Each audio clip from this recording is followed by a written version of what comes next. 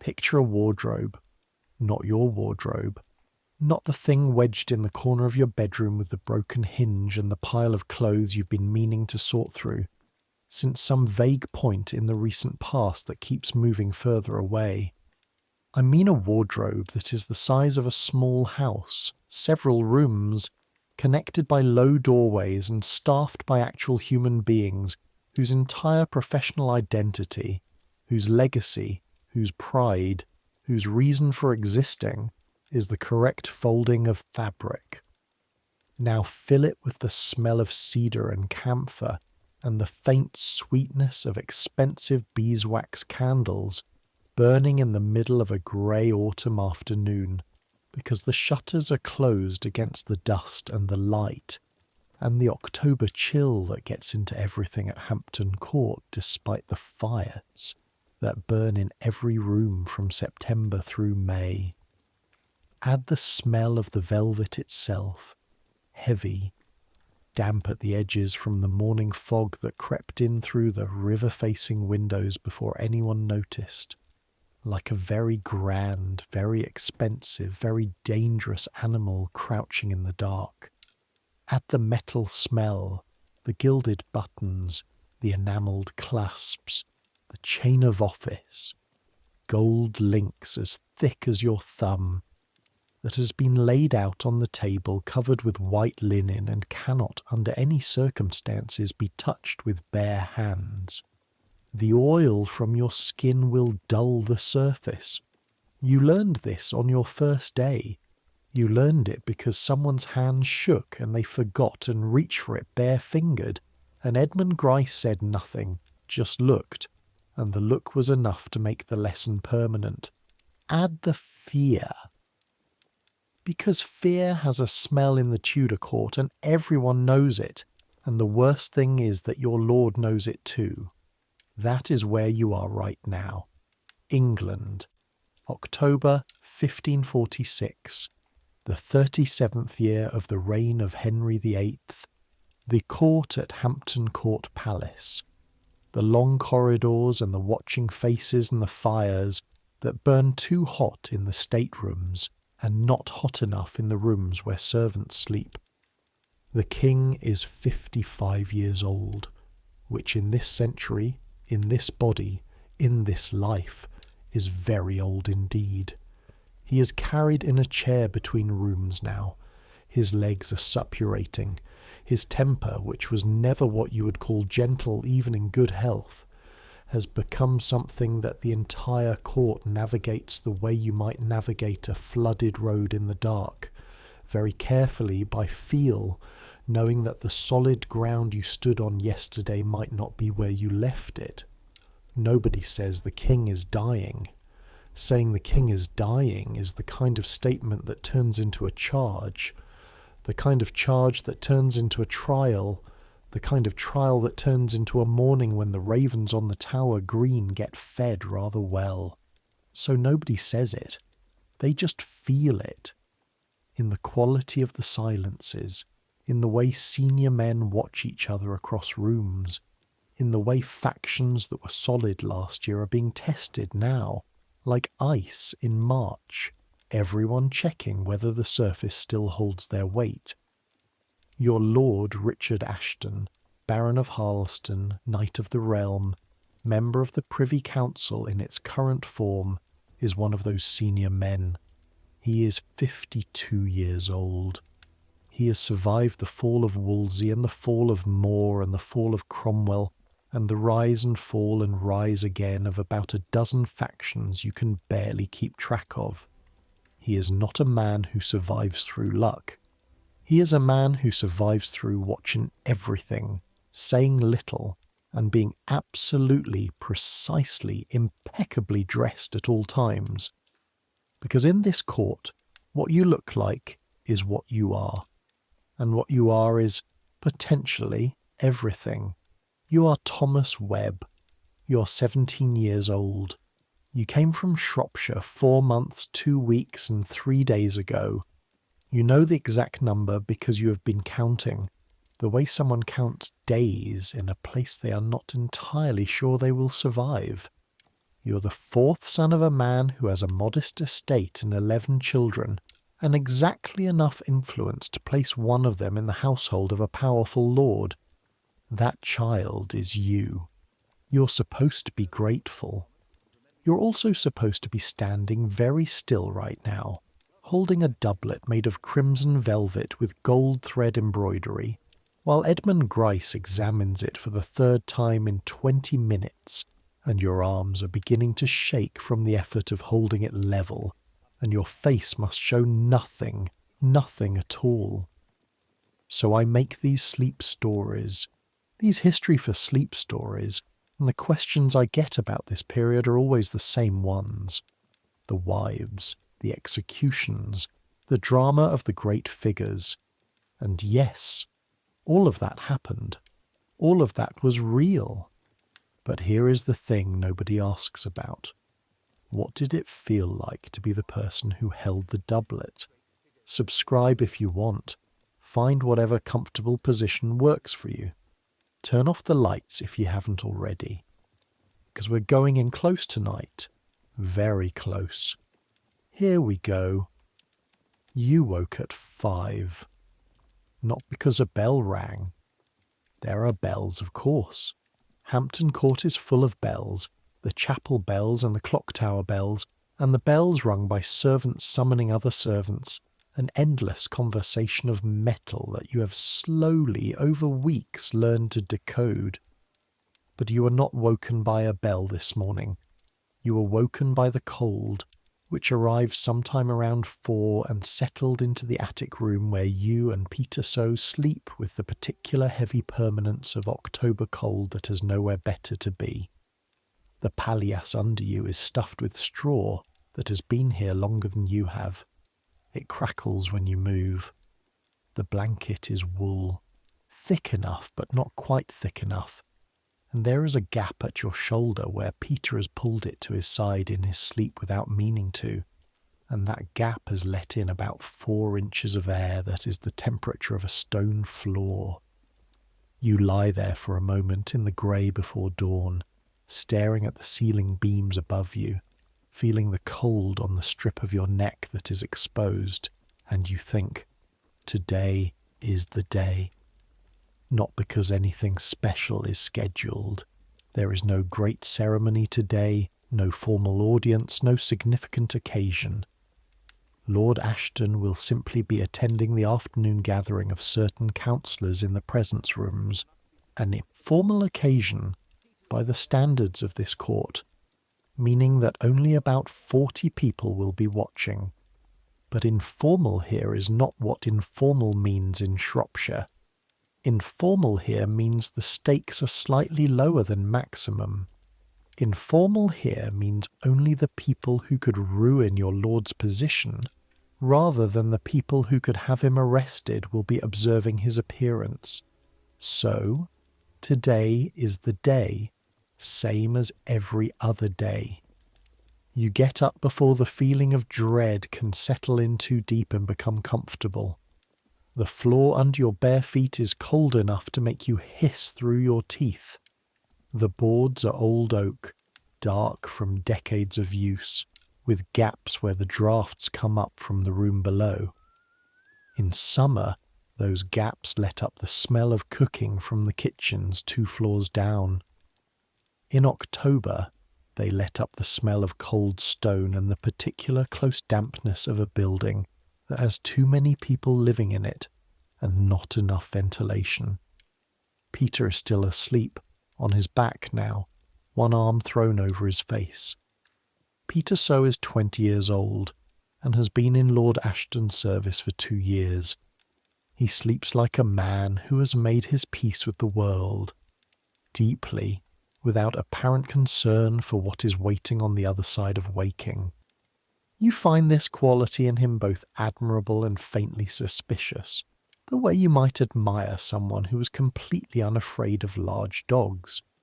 Either they know something you don't, or they are missing some information that would change their assessment. You do not wake him. He knows his own schedule. You dress by memory in the dark. This is a skill you've developed over 4 months. the way you develop all skills here, through repetition and the correction of errors and the careful watching of men who are better than you at everything. Your own clothes are simple, linen shirt, slightly grey at the collar from washing in the hard Thames water, doublet of dark wool, plain, no embroidery, hose, shoes with wooden soles that click on stone floors, and that you have learned to remove before entering certain corridors where the sound would be inappropriate. You're not allowed to dress elaborately. This is important. Sumptuary laws, the laws that dictate who may wear what and in what quantity and of what materials, are specific and detailed and enforced. The colour crimson is reserved for the highest nobility. Purple is reserved for royalty. Gold cloth can only be worn by those above a certain rank. The laws exist not just as social control, though they are certainly that. They exist because in a world where you cannot easily verify a man's identity, his clothing is his document, his rank made visible, his credentials worn on his body. A servant who dressed above his station was not just breaking a law, he was making a claim, and making false claims in the court of Henry VIII was something people did not recover from. So you dress plainly and correctly and without resentment, or at least without visible resentment, which is the kind that matters. Then you go downstairs. The workroom, the room directly off Lord Ashton's bedchamber where the actual business of his clothing is managed, is already occupied when you arrive. Edmund Gryce is there. Edmund Gryce is always there. You have begun to suspect that Edmund Gryce does not sleep, that he simply stands in this room through the dark hours, watching the garments on their padded hooks, maintaining some kind of protective vigil over the fabric. He is 38 years old, which in your current understanding means he is a man of considerable experience and significant age, a man who has had time to develop opinions about everything and patience for almost nothing. He is the gentleman of the chamber for Lord Ashton, not a servant in the way you are a servant, but a man of gentle birth who serves as an upper household officer. The distinction matters. He is addressed as Mr. Gryce. He addresses Lord Ashton as my lord. He addresses you, when he addresses you at all, as boy, despite the fact that you've told him your name 3 times. He's standing at the long table when you come in, with the 2 large windows on the south wall, letting in the thin early light, examining a doublet with the focused attention of a physician checking a patient for plague sores. You see him, he sees you, neither of you speaks. This is normal. You go to your place at the right end of the table and begin the morning's work, which is the same as the previous morning's work and the morning's work before that. Checking, preparing, laying out, verifying. The doublet that Lord Ashton will wear this afternoon has been selected. It was decided yesterday evening by Edmund Gryce in consultation with Lord Ashton, with 1 question and 1 answer, the whole exchange taking approximately 4 seconds. The crimson with the gold, my lord? A slight nod. Done. 2 people. The decision about a garment that will be observed by 40 courtiers and interpreted for signals about faction, mood, wealth, and allegiance, settled in 4 seconds. The execution of that decision, the preparation, the verification, the actual dressing, will take 2 hours and require 4 of you. You begin, the doublet first. You've examined it already 3 times this week, but you examine it again now. You work from the top, from the standing collar, down. The collar is lined with a fine lawn, a very thin white linen, and the lawn must be bright and unwrinkled. You check it by touch as much as by sight, running your thumb along the inner edge, feeling for any stiffness that might suggest a spot that wasn't cleaned properly, feeling for any roughness that might catch the skin of Lord Ashton's neck. His neck is, you think about this sometimes, you cannot help it, the neck that a king or his agents might decide to shorten one day if the political winds shifted sufficiently. This is not a morbid thought in this context. It is a practical one. Necks are political objects in the court of Henry VIII. The collar is clean. You move down. The body of the doublet is constructed of 3 layers. The outer crimson velvet, the interior of tightly woven linen buckram that gives it its shape, and the innermost layer of fine linen that sits against the shirt. The velvet is thick and heavy, and has been brushed to lie uniformly, the nap all running the same direction, so that in light it appears as a continuous deep red, rather than a patchwork of slightly different shades. You check the nap now. Part of your responsibility. You have a small brush, boar bristle, the handle worn smooth from previous owners, and you work in long, even strokes, not too much pressure, starting at the shoulder and going down. The gold thread embroidery runs in a pattern of interlocked vines and pomegranates along the front edges and around the standing collar. Each pomegranate is stitched with about 200 individual passes of thread.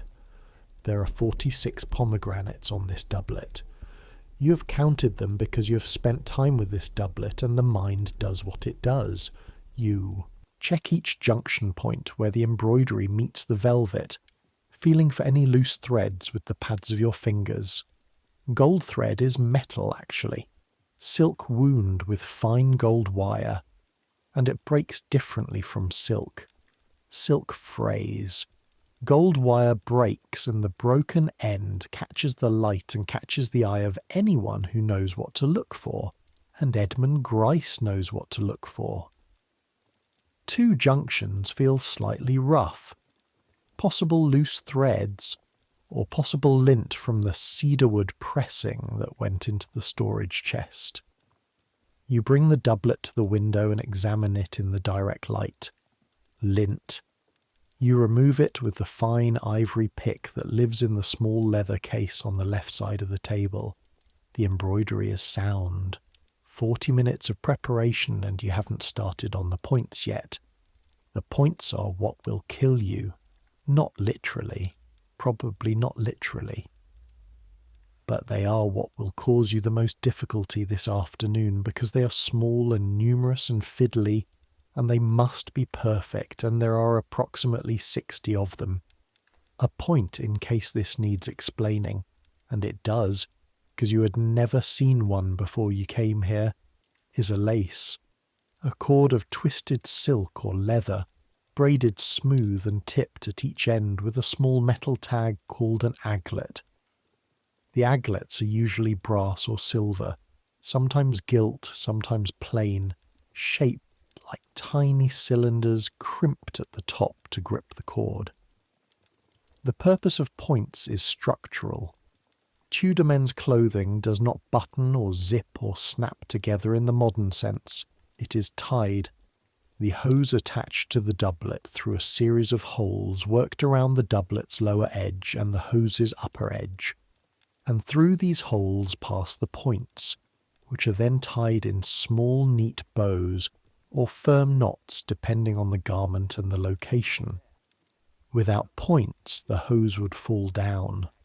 With incorrectly tied points, the hose would either fall down or bunch unattractively, which in a man who is observed by 40 courtiers has roughly equal social consequences to falling down. Lord Ashton's points for this afternoon are made of crimson silk braided cord to match the doublet, with silver gilt aglets, each aglet engraved with a tiny pattern of chevrons that catches the light when the doublet is open. They're not supposed to be visible. They're hidden beneath the doublet when it is closed and worn correctly. But Lord Ashton knows they are there, and Edmund Gryce knows they are there, and you know they are there, and that is sufficient. There are 63 of them. You counted yesterday. You've counted them each morning for a week, and each morning there are 63. And each morning you feel a small, foolish relief that nothing has vanished in the night, as though the aglets themselves might decide to leave. This morning there are 63. Peter arrives while you're sorting them into pairs. He comes in from the corridor with his dark hair still not entirely ordered, and his shoes already on, which means he stopped and put them on in the corridor rather than in the room, which is something Edmund Gryce has told him not to do twice now. But Edmund Gryce is examining the collar of the gown in the far corner, and his back is turned. So Peter comes in with his shoes on and makes no noise about it, and you make no noise about it, and the morning continues. 63? Peter asks, very low, standing beside you. 63. Good. He picks up his own brush and begins on the gown, the heavy ceremonial gown of dark tawny velvet lined with sable fur, that will go over the doublet for the formal part of the afternoon. The gown doesn't need brushing again. You both know this. But there is something about having your hands occupied in this room that makes the waiting easier. Thomas Mote arrives at 6:30. Thomas Mote is the barber. He's 50 years old and has been barbering men at court for 23 years, and his hands have not shaken noticeably once in all that time, which he mentions occasionally in a quiet, informational way, not boastfully, just noting the record, the fact of it. 23 years, no visible tremor. He sets up his things at the small table near the fireplace, the razors in their leather case, the small pot of soap that smells of civet and rosemary, the fine-toothed combs, the pomade in its little alabaster pot, the hot water already ordered from the kitchen, and arriving now carried by a boy Thomas does not bother learning the name of. Thomas Mote looks at you. You look at Thomas Mote. "How is he this morning?" Thomas asks. He means Lord Ashton's mood. "I don't know," you say. "I haven't seen him." "Peter?" "I saw him last night," Peter says. He considers. "He was reading. Not drinking, not eating, just reading." Thomas Mote turns this over. "Letters or books?" "Books." Thomas makes a small sound that might mean something or might not. He begins laying out his razors in order of size, smallest to largest, with the careful attention of a man arranging something precious. "Reading books is better than reading letters," he says. "Letters make him short. Books make him quiet." "Quiet is good?" you ask. Thomas considers you with the benign patience of a man explaining something obvious to someone younger. "Quiet," he says, "is predictable. Short is not. You file this away. This is how you learn things here, not from formal instruction. From these tiny exchanges, these scraps of observation passed between people who've been in service longer than you and have survived it, and who are, in their careful way, telling you how to do the same. At 9 o'clock, Lord Richard Ashton, Baron of Harleston, comes through the door of his bedchamber and into the workroom. He's wearing his morning gown, a loose robe of furred wool, dark blue, belted simply at the waist, and his slippers. His hair, which is dark brown with significant grey at the temples, is loose and slightly disordered from sleep. His face is the face of a man who has slept adequately but not well. There are marks under his eyes that suggest the sleep was contested, one late. He's not a large man in the way that the portraits you've seen of the king suggest a large man. Not that expansive, triumphant physical presence, that body that seems to fill rooms. Lord Ashton is middle height, lean in the shoulder with the slightly compressed quality of a man who has learned to take up less space than he actually possesses. His hands are large for his frame, his eyes are grey-brown and very steady. They move around the room when he enters the way water finds its level. Not rapidly, not dramatically, just settling to include everything present, assess everything present, and register everything present in whatever internal ledger he keeps. He registers you. He registers Peter. He registers Thomas Mote already laying out the razors. He registers Edmund Gryce at the table with the gown. None of this is visible in any expression. He is looking at you and seeing you, and you will never know whether what he sees is satisfactory or not. This is one of the fundamental conditions of service to this man. He does not narrate his impressions. The crimson, he says, not a question, a confirmation. Yes, my lord, says Edmund Gryce. A slight nod. Lord Ashton moves to the chair beside the fire, the one that is always placed there at this specific angle, because he prefers to face the door while being shaved, and sits. Thomas Mote moves toward him immediately with the damp linen cloth, warmed over the pot for the morning preparation. The smell of warm rosemary-infused water rises in the room. Lord Ashton tilts his head back slightly and closes his eyes. This is the start, and this is the part that will take 2 hours. While Thomas Mote does the shaving, the meticulous slow work of the razor against skin, the soft scraping sound that is somehow intimate and strange, the slight movement of Lord Ashton's jaw as he adjusts to accommodate the blade, you begin on the first garment, the shirt. This is the foundation. Everything else is built on it, over it, around it, and it matters enormously because it is the thing that will touch his skin for the next 8 hours, and if it is not right, everything above it will be wrong, and he will know it within the first 5 minutes of wearing it. And knowing will put him in a particular frame of mind that will affect everything from his conversations with counsellors to his willingness to let small errors in the afternoon pass without comment. The shirt is linen, fine woven, bleached white, with a narrow neck opening and full sleeves gathered into plain cuffs. No embroidery on this one. Lord Ashton prefers his shirts plain beneath the doublet, because the embroidery of overshirts can bunch and distort the silhouette of what sits above. The luxury is in the weave. This is Flemish linen, made in workshops outside Ghent, with a thread count that puts it in the same category as things that are genuinely unaffordable to most of the people in this palace. It has been aired since last night, hung on the rack near the fire to warm through, because putting cold linen on a man is an offence against basic comfort, and basic comfort is, in the service of powerful men, a professional obligation. You test it now with the back of your hand pressing lightly against the fabric. It is warm, even. The slight stiffness of cold storage linen has been breathed out of it by the fire's heat. It smells of lavender and something else. The particular smell of good, clean linen warmed, which is not like any other smell, which is almost the smell of safety, of well-maintained order, of things that are cared for.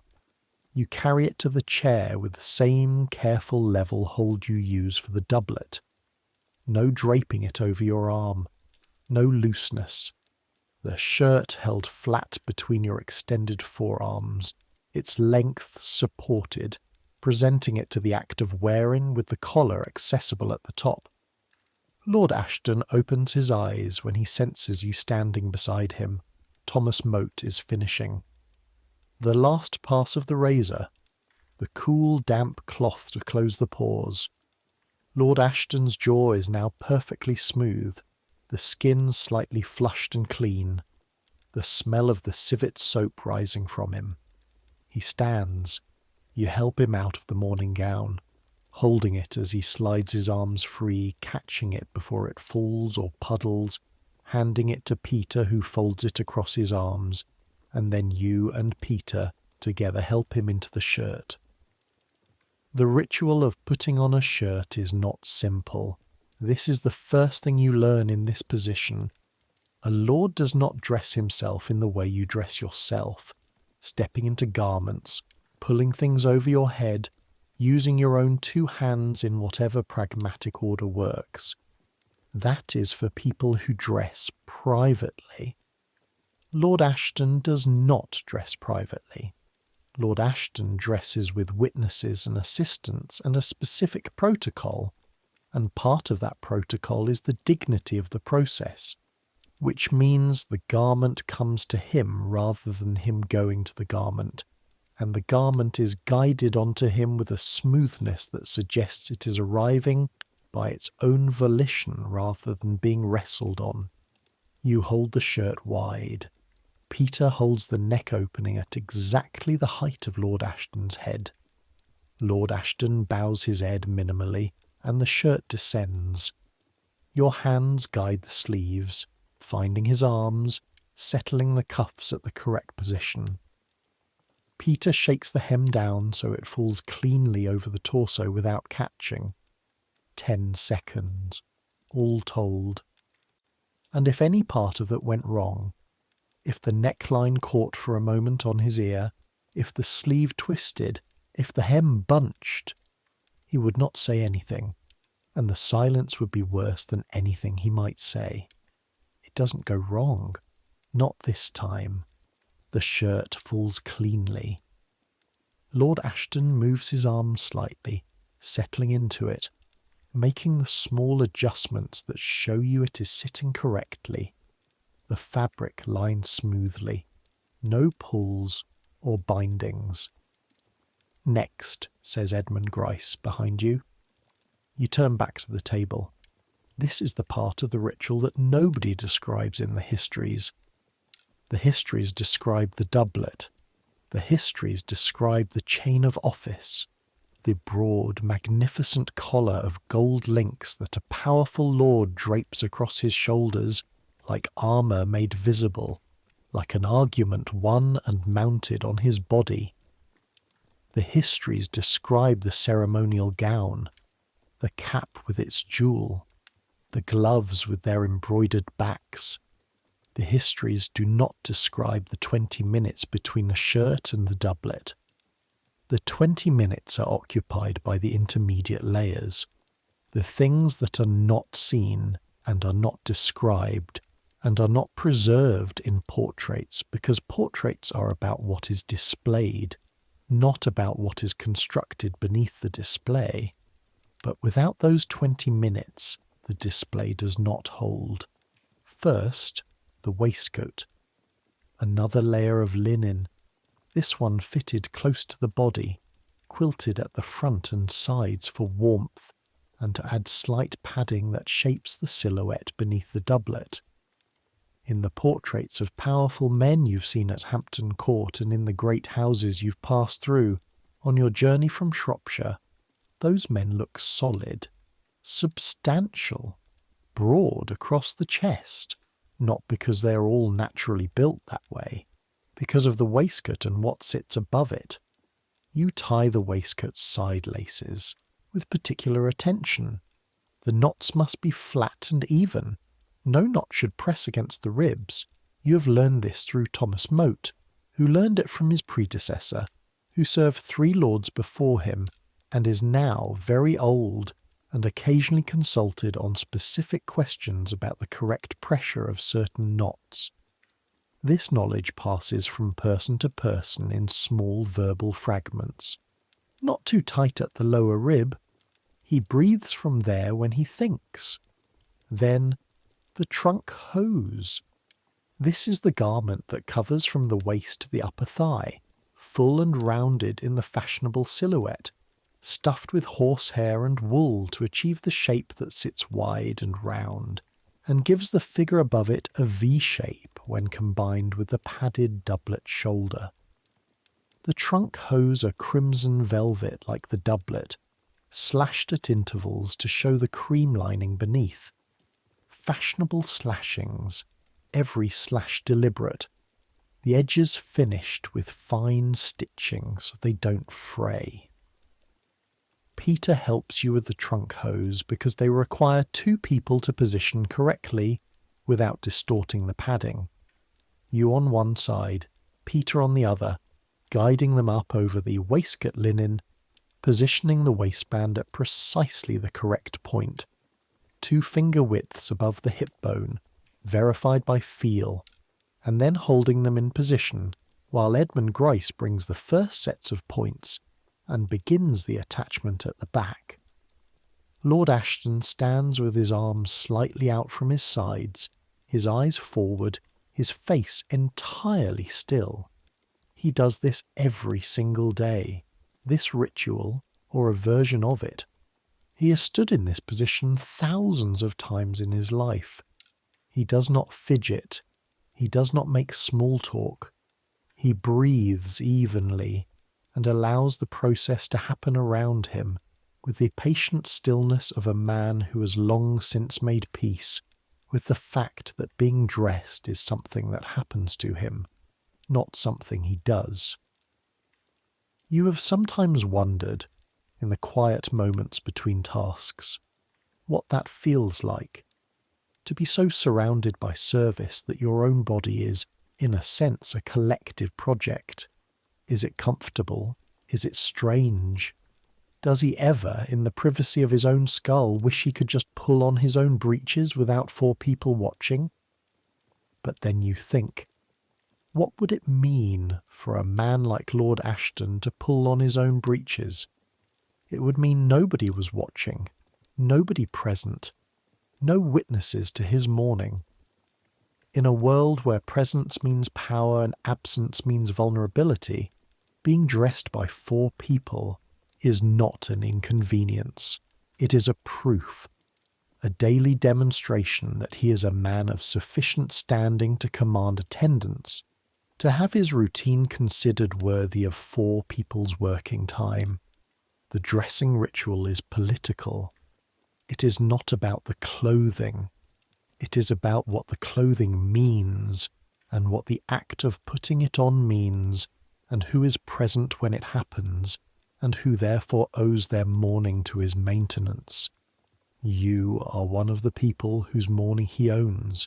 You tie the left hip points, 6 of them, working up from the lowest, while Peter works the right. The silk cord slides through the holes in the doublet's lower edge, through, over, back, through, pull snug, not too tight, the tension even across all 6, a small bow at each, the bow line flat, the ends tucked. You've done this perhaps 200 times in 4 months. Your fingers know the motion independently of your brain now. They work while your brain does something else.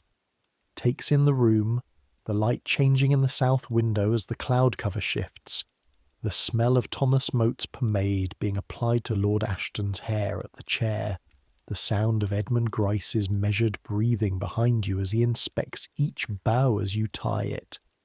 He finds one that is not quite right. Not loose. You haven't tied a loose point in 3 months. Not since the incident with the inventory. But the bow itself is slightly asymmetrical, the left tail a fraction longer than the right. Again, Edmund says, you untie it, retie it, tails even. Again, you look at the bow. The tails look even to you, but you untie it and retie it. Tails even. You stare at it. Edmund Gryce looks at it for a long moment, his face very still, and then says nothing further and moves on to the next one, which means it was acceptable. It means the 3rd attempt was correct. It does not mean the 2nd attempt was incorrect. This is Edmund Gryce's method, and you have come to understand it. He asks you to redo something twice so that you're never certain whether the 2nd or the 3rd version was the one that passed. Uncertainty keeps you attentive, Attentiveness keeps errors out of the ritual. It is, in its way, a kind of pedagogy. You hate it, and you learn from it, both at the same time. Edmund Gryce moves at roughly the pace of someone who knows that speed is not a virtue in this work, and that the only direction that matters is toward perfection, and that perfection is patient. You work at whatever pace Edmund sets. Peter works at whatever pace you set. Thomas Mote works to his own internal tempo, which is slow and musical, and has nothing to do with what the rest of you are doing. He's still working on Lord Ashton's hair, the application of the pomade, the arrangement of the waves that Lord Ashton prefers, the precise placement of the parted section above the left temple, and the smell of the pomade has become part of the room now, part of the texture of the morning. It smells of ambergris and musk and something else beneath those, something green and almost medicinal that you've been told is the oil of rosemary, which is considered good for the memory. Whether this is true you cannot say. Lord Ashton's memory is, as far as you can tell, perfectly adequate without the rosemary's help. He remembers everything: names, dates, debts, obligations, the exact position of objects he placed somewhere 4 months ago. He has once asked for a specific letter by name, not the writer's name but the subject of the letter, and the letter was found in the 3rd chest examined, and he had not touched that chest in 6 weeks, and the look on his face when it was produced was not surprise. He had known exactly where it was. He had simply wanted to see whether anyone else could find it. While Thomas Mote works, you and Peter move to the doublet. The doublet is the most complex garment in this ritual, and the one with the most opportunity for error, so it receives the most preparation and the most vigilance. You have already checked it this morning. Edmund Gryce has already checked it. Now, before it goes on to Lord Ashton's body, Edmund Gryce checks it again, while you hold it at the prescribed height and angle, your arms extended, your wrists bearing the weight. The doublet weighs, roughly, as much as a small child. Not a large child, a young one. The velvet is thick and heavy. The buckram stiffening inside is thick canvas, and the embroidery alone. All those pomegranates, all those gold thread vines, adds a meaningful amount of weight. Your arms are getting stronger. This is one of the physical realities of this work that nobody prepared you for. You are developing muscles in your forearms and shoulders from holding garments at prescribed heights for extended periods. When you go home to Shropshire someday, if you go home, your mother will note that you've changed. She'll think it's the food, or the age, or the work. She won't think it's the doublet. Edmund moves his eyes along every seam. He touches the buttonholes at the front, small, tight, worked in thread over the velvet, each one backed with a small disc of silk to reinforce the fabric against the button's pressure. He touches the collar's inner edge again. He looks at the left sleeve where the slashing forms a vertical line from shoulder to cuff, each slash revealing the cream satin beneath, each slash bordered by the gold thread. He says, "The second slash from the bottom, left sleeve." You look. The satin showing through the second slash from the bottom of the left sleeve has a fold in it, not visible from a distance, visible at close range if you knew to look, or if you were examining the doublet in good light. The fold makes a slight shadow line. "Peter," Edmund says. Peter sets down the gown immediately and comes to your side. He takes the doublet while you hold it and reaches his hand in through the cuff opening, finding the interior of the sleeve, working his fingers along until they find the satin lining at the second slash, and he smooths it from the inside with 2 fingers, carefully, using the warmth of his fingertips rather than pressure. This takes approximately 40 seconds. In those 40 seconds, you hold the doublet at the exact same height and angle. Because if you move it, Peter can't work accurately inside the sleeve. Your right arm begins to burn at the shoulder. You make your face show nothing. Done, says Peter. Better, says Edmund. The burn in your shoulder doesn't matter. You lower your arms and the blood moves back into them, and the burn fades and the doublet is ready. Thomas Moat steps back from Lord Ashton's hair with the slight bow that marks the completion of his part of the preparation. Lord Ashton looks in the mirror, the Venetian glass mirror on the stand beside the chair, 8 inches across in a gilded frame, the most expensive single object in this room, worth more than you will earn in 7 years.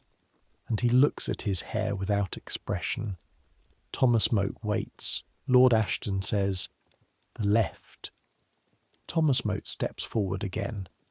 The left side of the hair arrangement needs a slight adjustment. Something, you cannot see what, the difference is too small, like the difference between one shade of grey and a slightly different shade of grey, needs to be different. Thomas reaches with the comb. 3 strokes, barely any movement. Steps back. Lord Ashton looks in the mirror. He says nothing. Thomas Moat begins cleaning his razors. Lord Ashton stands. He's wearing the shirt, the waistcoat, the trunk hose with all their points now properly attached. The stockings that Peter tied carefully 10 minutes ago with their silk garters above the knee. He looks, in this state, like a man in the process of becoming something. Not incomplete exactly, but potential. The crimson of the trunk hose already speaks of his rank. But without the doublet, without the gown, without the chain, he is between states. You bring the doublet.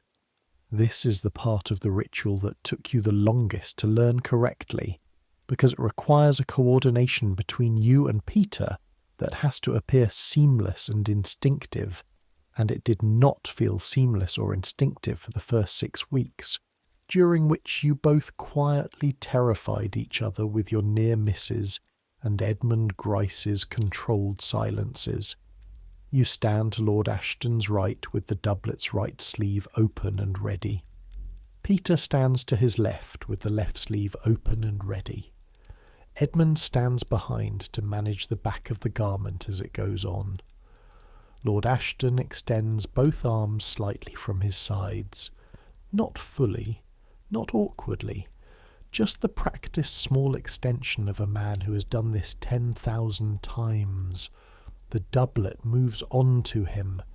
It is one fluid motion, both of you moving at exactly the same pace, the sleeves finding his arms without any catching or resistance, the collar settling at the back of his neck, the front placket falling closed as Edmund behind manages the hem and the alignment. 10 seconds, maybe 12. Lord Ashton lowers his arms. He makes the same small internal settling gesture that he made with the shirt. A slight roll of the shoulders, a minimal adjustment of the wrists. Checking, assessing the fit. Nothing changes in his face. "The buttons," says Edmund. You move to the front of the doublet. The buttons are small spheres of gilt metal, 8 of them from the standing collar down to the waist, and they button into those carefully worked buttonholes from the right side.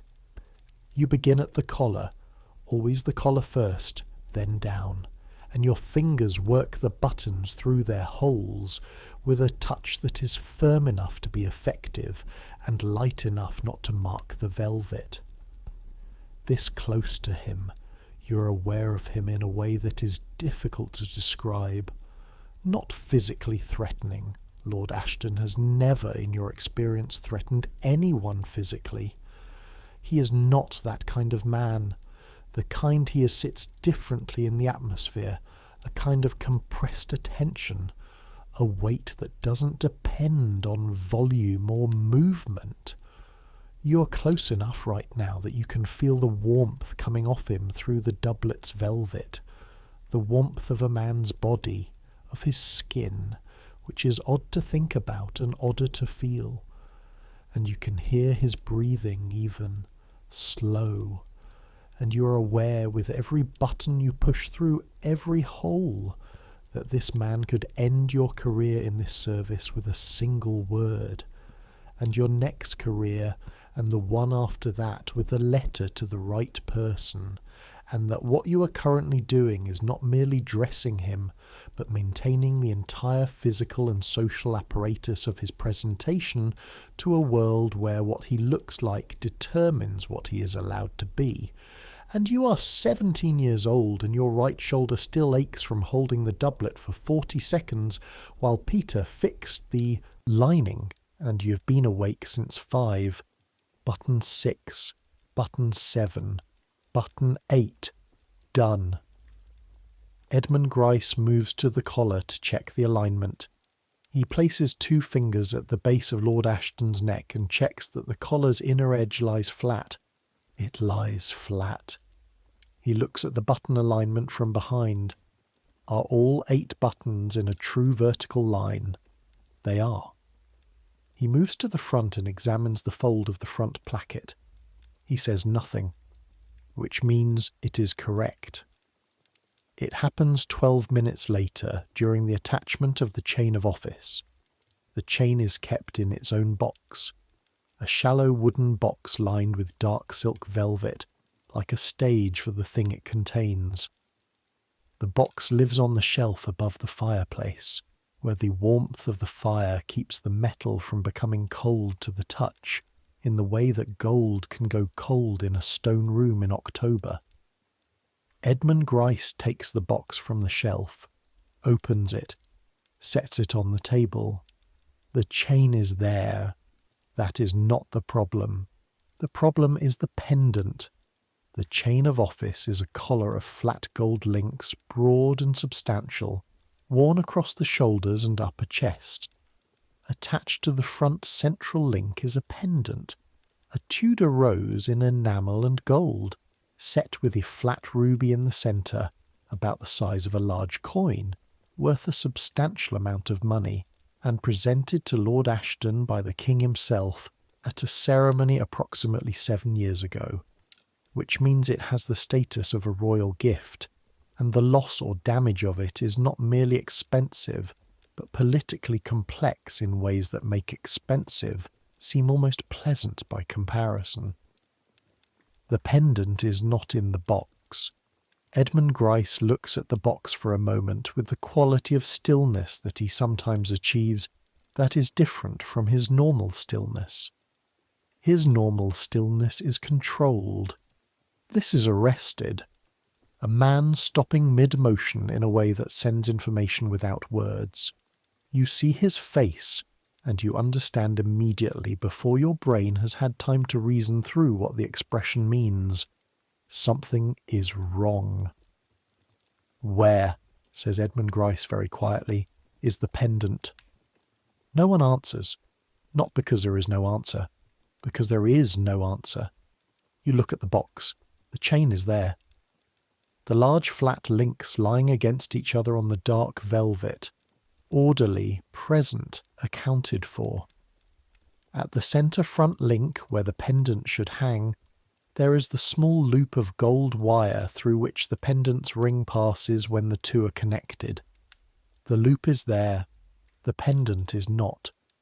Peter looks at you. You look at Peter. Lord Ashton, in his chair, has gone very still. Not the calm stillness of a man allowing his dressing to proceed. The stillness of a man who has heard something.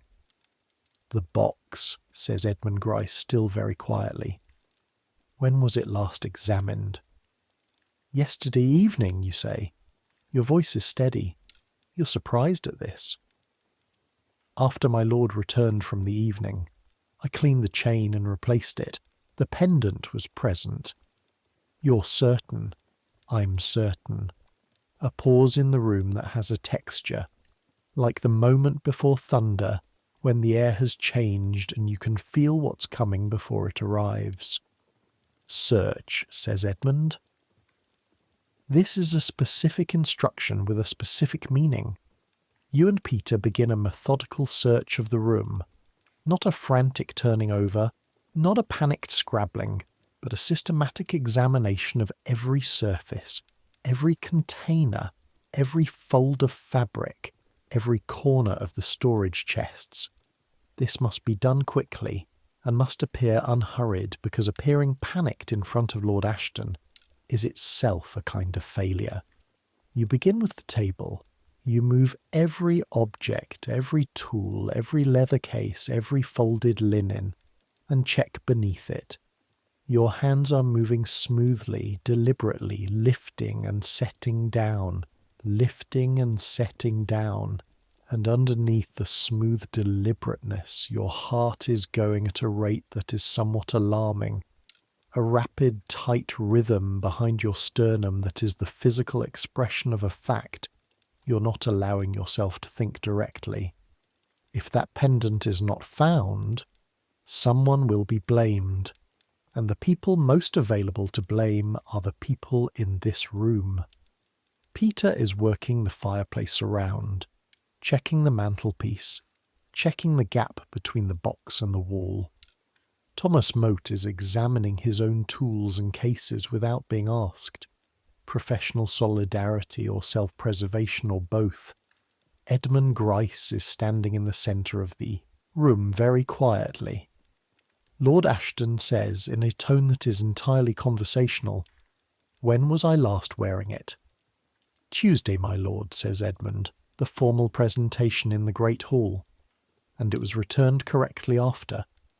"To this room, to this box." "Yes, my lord." "What clothing was I wearing on Tuesday?" A pause. Edmund Gryce is already thinking through the inventory. "The black doublet, my lord. The one with the silver buttons." "Where is the black doublet?" Edmund turns to the storage chest against the wall. The third chest. He opens it himself. He does not instruct you or Peter to open it, which is unusual, and the unusualness of it registers, and lifts out the black doublet folded in its wrapping linen. He opens the linen carefully. He examines the doublet. His hands move over the front, checking the buttons, the neck. Then he moves to the interior, turning the doublet inside out in the practised way of a man who has inspected garments for 2 decades, and his fingers work along the interior lining, feeling along the seams, feeling along the lower edge. His hands stop. He puts 2 fingers into the space between the lining and the outer fabric at the bottom hem of the doublet. He removes a gold pendant, the Tudor rose, enamel and ruby intact, slightly warm from being enclosed in the fabric. The room breathes, not dramatically, not obviously, but the quality of the air in the room changes and everyone in it registers the change. Edmund Gryce holds the pendant in his palm for a moment, looking at it. Then he crosses to the box on the table and fits the pendant's ring through the chain's front link with a small, decisive click. It had fallen through a gap in the lining seam, he says. When my lord was undressed on Tuesday evening, the pendant separated from the chain as it was lifted and fell inside the doublet. He says this as though he has simply provided an explanation, as though this is information, not an exoneration, not an assignment of blame, just the mechanism described. Lord Ashton says, "The seam will be repaired today." "Yes, my lord." Lord Ashton says, "Continue." And that is all. The temperature in the room, the emotional temperature, the temperature that has been pressing at you for the last 4 minutes, the temperature that has made your hands feel slightly too large and slightly too unreliable, drops. You breathe. Your breathing is even, controlled, shows nothing, but you breathe. Peter catches your eye across the room and makes a small expression that is not quite a smile and not quite a grimace. Something between. Something that says, we don't have to know what would have happened. You look away from Peter and back to the chain, which Edmund is now bringing to Lord Ashton, and you think, learn this, not the error and its resolution, not the panic and its suppression, but the thing Edmund Gryce did, that quality of stillness in the crisis, the searching that looked unhurried, the explanation that apportioned no blame, because the moment is done and the pendant is found and blame serves nothing. You're 17 years old, and you are learning something that has no name in any formal curriculum, but that the men who survive places like this one understand completely. Edmund Gryce places the chain of office across Lord Ashton's shoulders. This is done with two hands standing behind Lord Ashton, lifting the chain from the box by the sides rather than the centre. Never touch the centre, where the pendant hangs, because the oils of even clean hands can dull the enamel over time, and placing it across the shoulders and upper chest in a single smooth arc, the weight of it settling onto the velvet of the doublet with a sound like very faint rain, the small clicking of links adjusting to the new position. The chain weighs about a pound of gold links, which is an absurd way to think about it, but that's what it is. A pound of political history worn across the chest. Edmund steps round to the front and adjusts the placement. The chain must sit symmetrically, the Tudor rose pendant hanging at exactly the centre front, the chain's width distributed evenly across both shoulders, the lowest links of each side hanging to an equal depth on the chest. He achieves this with small adjustments that look like nothing and require everything. When it is right, and he knows when it is right in the way that craftsmen know when things are right, by a combination of measurement internalized and aesthetic sense, he steps back. Lord Ashton looks in the Venetian mirror. He is now almost completely himself. The crimson doublet with its gold thread embroidery, the trunk hose below, the chain of office across the shoulders, the polished hair above, almost. The gown, says Edmund. You and Peter bring the gown. The gown is a different kind of garment from the doublet. Where the doublet is about structure, built to a shape, maintaining that shape, showing off that shape, the gown is about weight and presence. It is cut with broad shoulders and hangs to the knee, sable-lined, and when it moves like something alive, the fur shifting at the hem with a slight drag, and the velvet above it catching light differently with every movement. It is a garment that announces a room rather than a body. That says, power arrived. It has 4 buttons at the centre front, large flat buttons of dark enamel, and these you do not do up. The gown is worn open, because closing it would hide the chain of office and the doublet beneath, and hiding those would rather defeat the purpose of having them.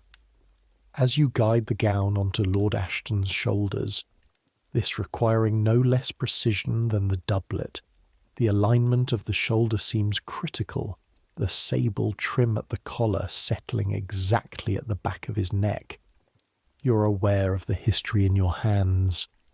This gown was made 5 years ago, in 1541. You know this because you have read the inventory. The inventory of Lord Ashton's clothing is a document of several pages that Edmund Gryce maintains with the meticulousness of a legal instrument, because in a household like this one, the clothing is property, and property is subject to accounting, and accounting is subject to audit by the household officers of the Lord's estate, who will check the inventory against the actual garments at irregular intervals. The gown was made by a tailor in London, in the Cheapside area, a man who makes clothing for the upper nobility, and whose workshop employs 12 craftsmen and 3 apprentices, working 6 days a week.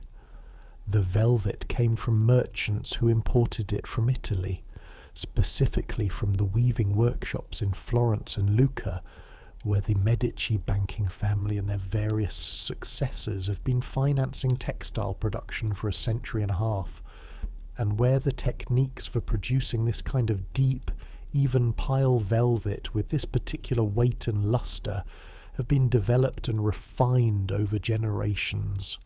The sable fur came from Russia, transported via the fur trade that runs from the north through the Baltic seaports to the trading cities of Germany and the Low Countries, and then to England. The people who trapped those sables were living in a world that is essentially impossible to imagine from where you stand. The vast cold forests east of Muscovy, the winter hunting, the furs stacked and sold and shipped across a continent to be cut and sewn into the lining of a gown that will be worn at the English court. The gown represents the flow of the entire world's trade condensed into one garment. This is not a thought you have consciously formed. You are 17, and you are educated in Shropshire, and your formal philosophical education is limited. But you feel something like it. A weight in the gown that is not just the weight of the velvet, a presence in it that comes from all the hands that made it and all the distance it travelled to arrive here. Or maybe that's just the fur. The fur is very heavy. The gown settles onto his shoulders and you release it. Lord Ashton stands in the glass, and you see it happen. The thing that the ritual produces, the transformation. Because he was not this person 40 minutes ago. 40 minutes ago he was a man in a blue wool morning gown, grey at the temples, marks under his eyes from sleep poorly won. He was a human body in its morning state, which is the most honest state, the one that everyone shares regardless of rank, the state where all the layers are stripped away and what's left is just the thing that breathes. Now he is Richard Ashton, Baron of Harleston, knight, counsellor, man of the court of Henry VIII. The crimson announces him from 30 feet. The gold thread catches the light and pulls the eye. The chain of office tells you his rank before he has said a word. The sable hem says that he belongs to the world of luxury without apology or qualification. He is, in this moment, exactly what the court needs him to be. And you helped make him. The cap is last. It is a flat velvet cap, black to provide contrast with the crimson, with a jewelled brooch pinned at the front. The brooch is a small round piece of sapphire set in gold, about the size of a large shirt button, very blue, the blue of a September sky or of cold, deep water. Edmund places it. He holds it at the angle Lord Ashton prefers, slightly to the right, tilted forward, the brim not touching the hairline. And Lord Ashton inclines his head minimally, and the cap is placed. Edmund stands back. Lord Ashton looks in the mirror for the last time. The look-in takes perhaps 8 seconds. He says, "Gloves. You bring the gloves. Burgundy leather, soft as cloth, with gauntlet cuffs worked in gold and cream embroidery. You hold them at the correct height. He takes them from your hands without looking at you. He puts them on himself. This is one of the things he does himself. Thomas Moat shaves him. You and Peter dress him. Edmund manages the whole, but he puts on his own gloves, both of them, pulling each finger to its full length, smoothing the gauntlet cuffs down over the doublet sleeves. A small personal act in the middle of the ritual, a thing that remains his own. He picks up his pomander from the table, the silver ball, pierced with small holes, filled with ambergris and dried herbs, worn on a chain at the waist against the plague miasma that everyone knows comes from bad air. The plague doesn't come from bad air, but nobody knows this yet and probably won't for another 300 years, so the pomander is worn and it smells sweet and strange and expensive, and when he clips it to his belt it makes a small metallic sound, like a period at the end of a sentence. He looks at the room. He looks at Edmund Gryce. Edmund Gryce bows. He looks very briefly at you, and at Peter, and at Thomas Moat, who's been packing his razors for the last 20 minutes, and now stands with his case under his arm. Lord Ashton says nothing. He walks through the door and into the corridor and is gone. The door closes, the room exhales. You stand in the workroom for a moment without moving. The fire pops. A log settles. Outside the shuttered window, the October wind makes a small sound at the edge of the glass.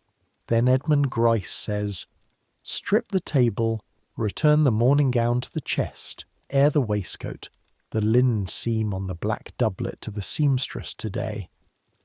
Routine restoration. The room returning to what it will need to be for the next ritual, you begin.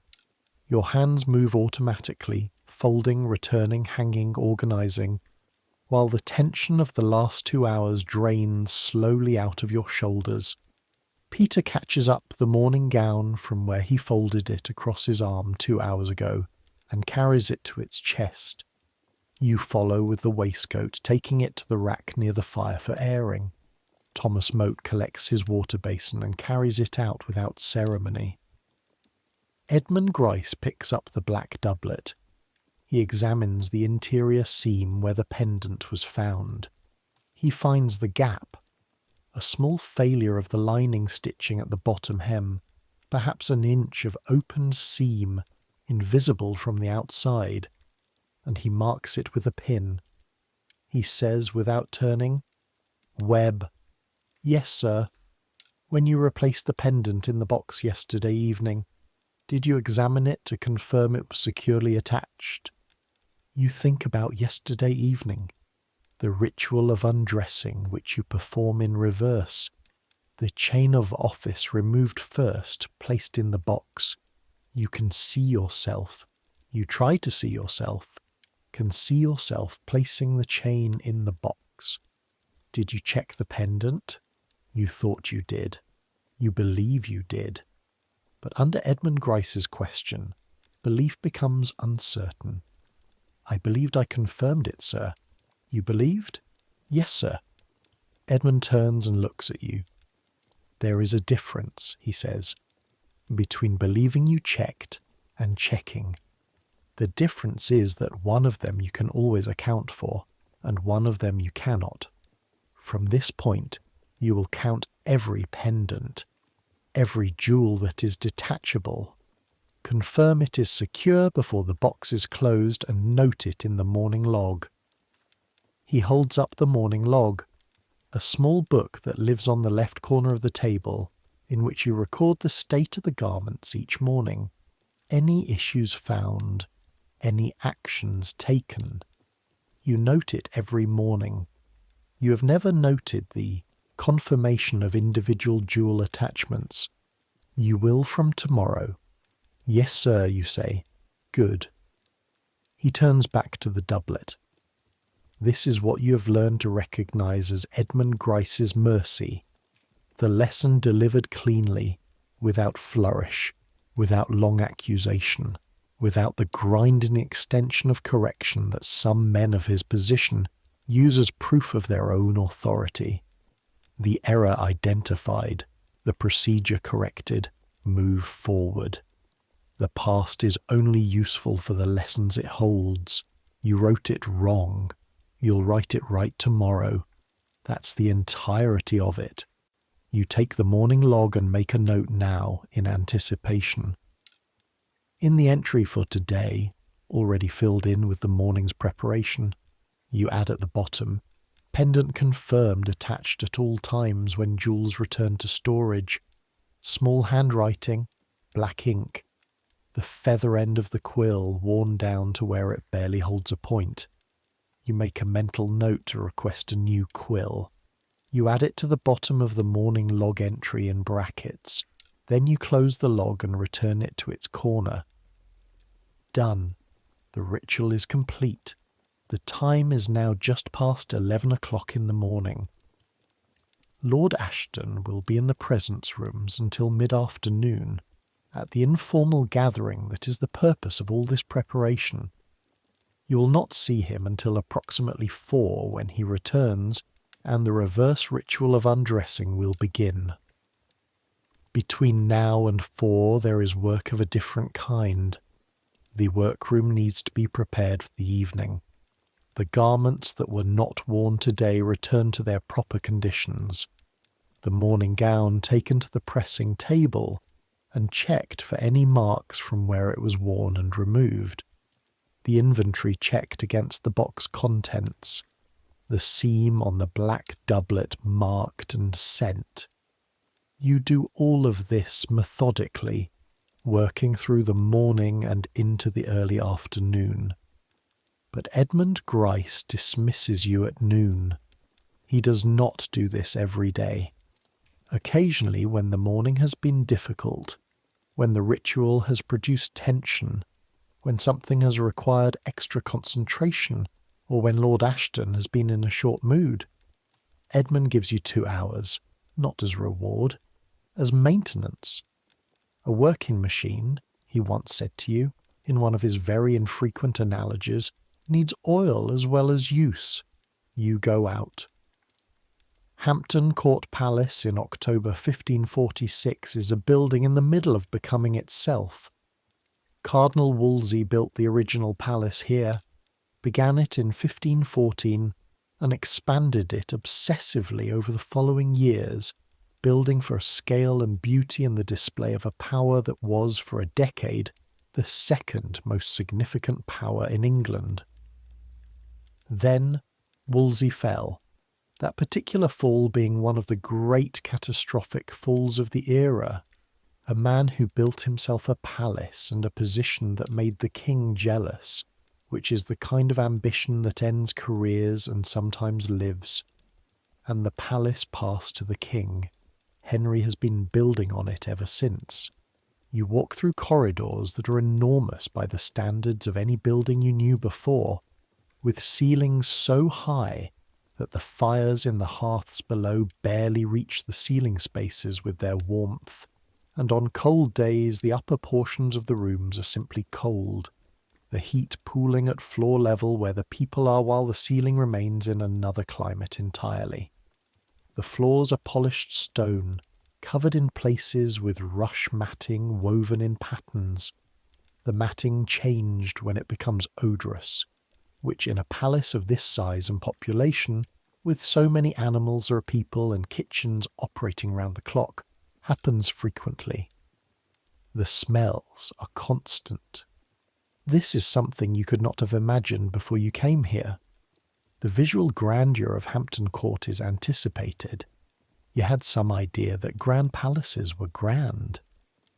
But the smell is a total sensory fact that no description prepares you for. The smell of several thousand people living and eating and sleeping and performing all associated bodily functions in a complex of buildings that has limited ventilation and relatively primitive sanitation. The smell of the horses in the stables, hundreds of horses, because every noble household arrives with its own horses and grooms, and the stable staff is as large as a small village. The smell of the kitchens, which you pass when you take the route through the base court. Massive fires, roasting meat, boiling stock, baking bread, the pots, and the dripping and the particular heavy smell of large-scale cooking that soaks into the stone of the passages and never fully leaves. And beneath all of this, the river smell. The Thames is close here. At certain wind directions you can smell it clearly from the upper rooms. The tidal mud smell of the Thames, which is not entirely unpleasant, which is the smell of the world as it actually is underneath all the perfume and candles and pomanders. You walk toward the river wall because you like the river wall. There is a bench there, where the courtyard meets the garden before the formal gardens begin. And at this bench in the early afternoon in October, you can sit and not be observed by anyone of significance, and look at the water and breathe something that is not entirely the inside of a building. You sit. The Thames is wide here. Grey-green today under the overcast sky, moving with the low rhythm of the outgoing tide. Boats on it. There are always boats on it. The Thames is the road of London and the road of everywhere near London, and the traffic never stops during daylight hours. Small wherries carrying passengers, a larger flat-bottomed barge moving upstream carrying something broad and covered in canvas, pulled by two men at long oars with the effortful patience of men doing the same motion for the 500th time today. On the far bank, the water meadows, flat and yellow-green in the autumn, a line of willows at the far edge of them, their leaves mostly gone now, the remaining ones yellow, the bare branches already beginning their winter exposure. You sit here and let your shoulders drop. You've been holding your shoulders up, you realise. Not from tension, but from the sustained attitude of attention that the morning requires. The way a person under observation holds themselves differently than they hold themselves alone. Your shoulders drop about half an inch when you consciously release them, and you feel the difference in your neck and the back of your head. The cold air off the river touches your face. You think about the morning, you think about the pendant, you think about the 4 minutes of searching and the quality of Edmund's stillness and the click of the pendant going back into the chain's loop and the sound of Lord Ashton saying continue as though nothing had happened. Because for him, nothing had happened. Or rather, a thing had happened, was resolved, is over.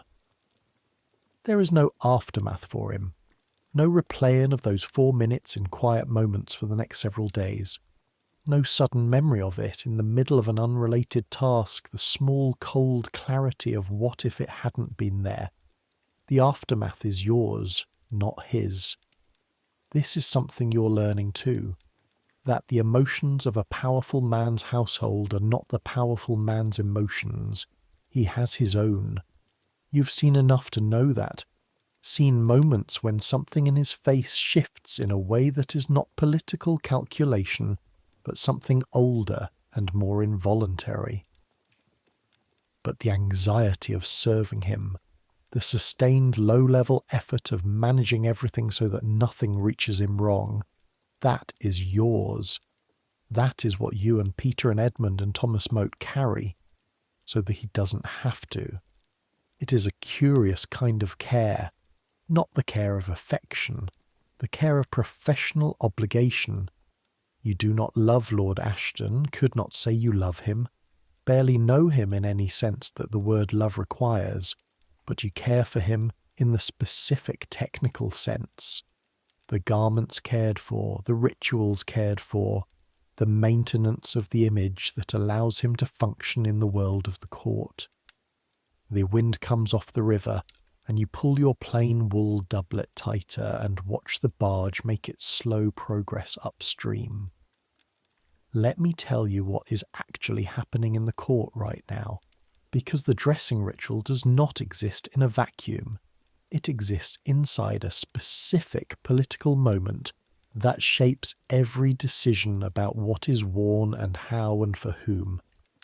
And understanding the ritual without understanding the moment is like trying to understand a chess move without knowing the board. Henry VIII is, at this moment in October 1546, approximately 3 months from death. He doesn't know this. Or perhaps he knows it the way people sometimes know things they are not admitting. In the body, in the fatigue, in the increasing frequency with which the days go wrong, and the pain is present, and the chair is needed for movement between rooms. The king is 55 years old. His legs are ulcerated. Infected wounds that have been recurring for years, draining and closing and reopening, causing pain that is constant and that the physicians treat with methods that include applying plasters of various herbal concoctions that probably don't help, and removing and replacing bandages that are definitely changing the smell of his immediate environment in ways that the most expensive pomanders struggle to counter. He is enormously heavy, having expanded over the decades from the athletic young king of the early years, the one who jousted and danced and hunted, into a man who requires a chair to move between rooms because his legs will not reliably support his weight. The weight is a complicated subject. It's not simply indulgence, though indulgence is present. The leg wounds restrict movement. Restricted movement means less exercise. Less exercise means weight gain. Weight gain puts more pressure on the legs. The cycle is physical and cruel, and it has been running for the better part of a decade. The king's clothing at this point in his reign is a construction project of remarkable ambition. The portraits from these years, Holbein's portraits, the ones that define how you picture Henry VIII in your mind, show a man occupying space with magnificent confidence. The broad shoulders, the wide stance, the incredible elaborateness of the decoration. Everything in those portraits says, look at what this body requires to clothe.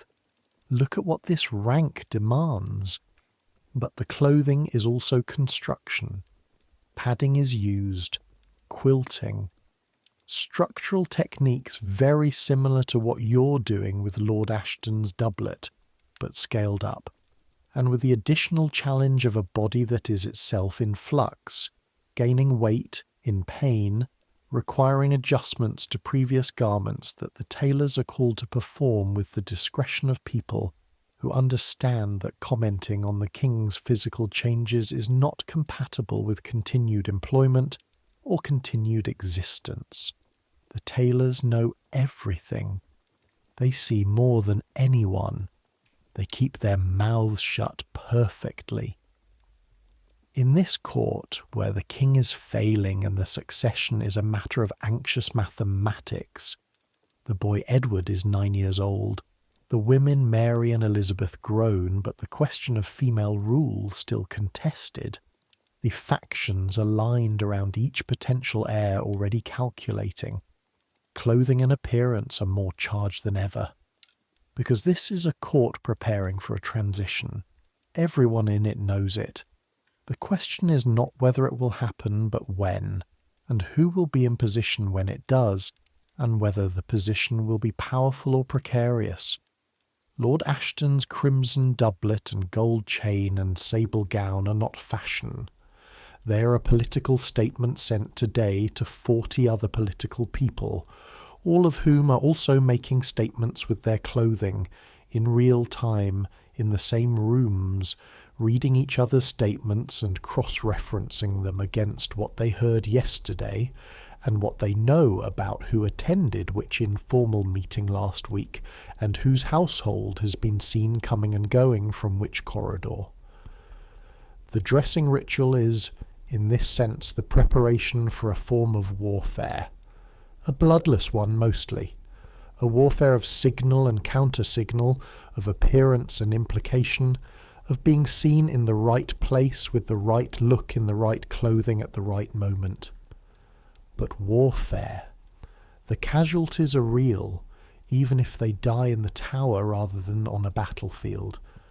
There is a world below the dressing ritual that you are slowly learning to navigate. The servants of Hampton Court are a population of roughly 600, organised in a hierarchy as specific and unspoken and enforced as anything in the court above.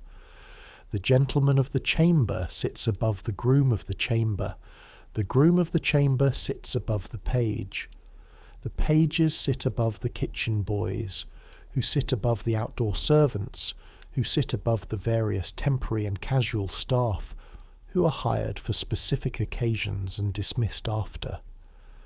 But the hierarchy of chambers, Lord Ashton's household within the broader palace household, is not the only hierarchy. There are horizontal hierarchies too. The seniority of service, how long you've been here, the relationships between households, the question of whose lord is more powerful, and how that question is answered changes as the political weather changes, so that a man who was senior to you by virtue of his lord's position 6 months ago may now be your equal or your junior if the factions have shifted. You learn this sideways, through observation, through the way people greet each other in the base court, the outer courtyard, where servants of different households cross daily, through the way men of roughly equivalent rank will establish their relative positions in about 30 seconds of casual conversation, each of them reading the other's clothing, bearing, manner of speech, for the information that tells them where to place this person in the invisible ledger. You're still being read. You feel it sometimes. The slight extra assessment in someone's glance, the pause before they decide how to address you, the microcalibration of friendly versus formal. Peter navigates this world with an ease that is entirely natural to him. He's been here 2 years. He knows people. Not just the people in Lord Ashton's household, but people in 3 other households who have overlapping duties. He knows a gentleman's personal gentleman who owes him a favour from an incident with a torn doublet and a very limited time frame. He knows 2 of the kitchen supervisors, which in a world where the food you eat depends on your position and your connections is not a trivial knowledge. He knows apparently several young women in domestic service in 3 different households, which is something he mentions in passing without elaborating, and which you have decided not to ask about. You are building your own network much more slowly, more cautiously. In Shropshire, your father's household was small and legible. Everyone in it was there for years. The relationships were stable and the hierarchies were simple. This place is neither. The relationships here are formed quickly, tested quickly, dissolved quickly, reshaped constantly by the movement of the political ground beneath them. You've made so far 3 things that might be called friends. Peter, obviously. Not a deliberate friendship. You were assigned to share a room with him, and the friendship grew from proximity and shared purpose, the way plants will grow toward the same window, not because they chose each other, but because the window is there. Thomas Moat, with whom you have had perhaps 6 conversations of substance, but each one has left you with something you still think about. He is not a companionable man, not warm, but he is honest in the specific way of craftsmen who are very good at their work and know exactly what their work is worth. He has no interest in politics, or in anything beyond the immediate practical quality of what is in front of him. There is a freedom in that you find both foreign and admirable, and Agnes. Agnes is lady's maid to Lady Ashton, Lord Ashton's wife, who lives in her own set of rooms and has her own household within the household, as is the custom, the lord and lady maintaining separate domestic establishments that intersect at meals and at the formal occasions that require them both, and in the private spaces of their marriage, which are private and therefore not something you know anything about. Agnes is 22. She has dark hair and very quick eyes, and a way of speaking that is elliptical in a manner that took you a while to understand is deliberate.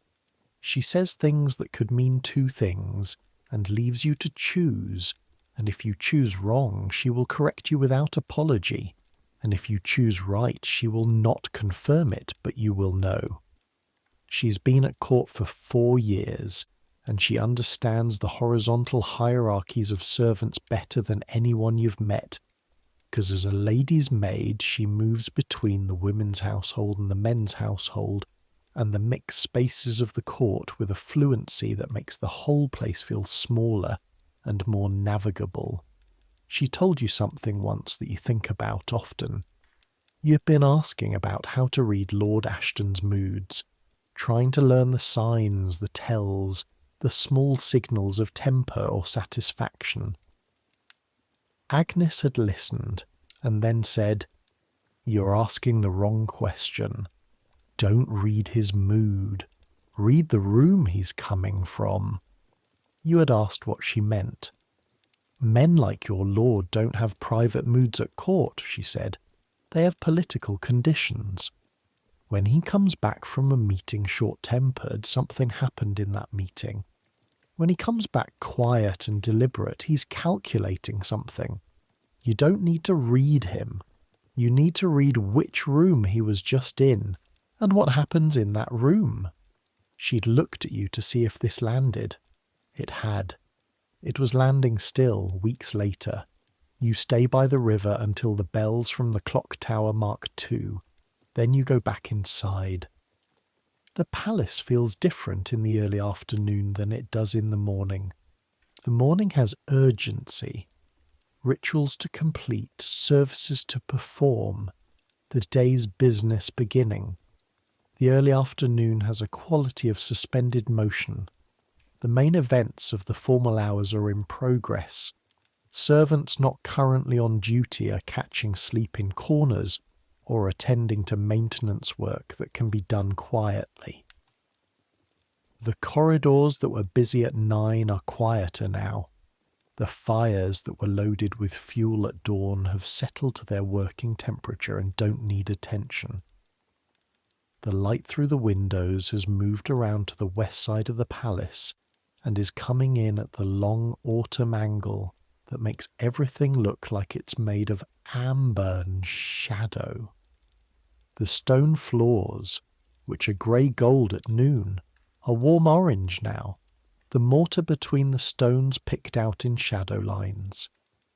You walk back through the inner courts, past the entrance to the great kitchens where the smell of the afternoon's cooking, the dinner preparation that has been underway since 11, is fully present now, rich and heavy and complex.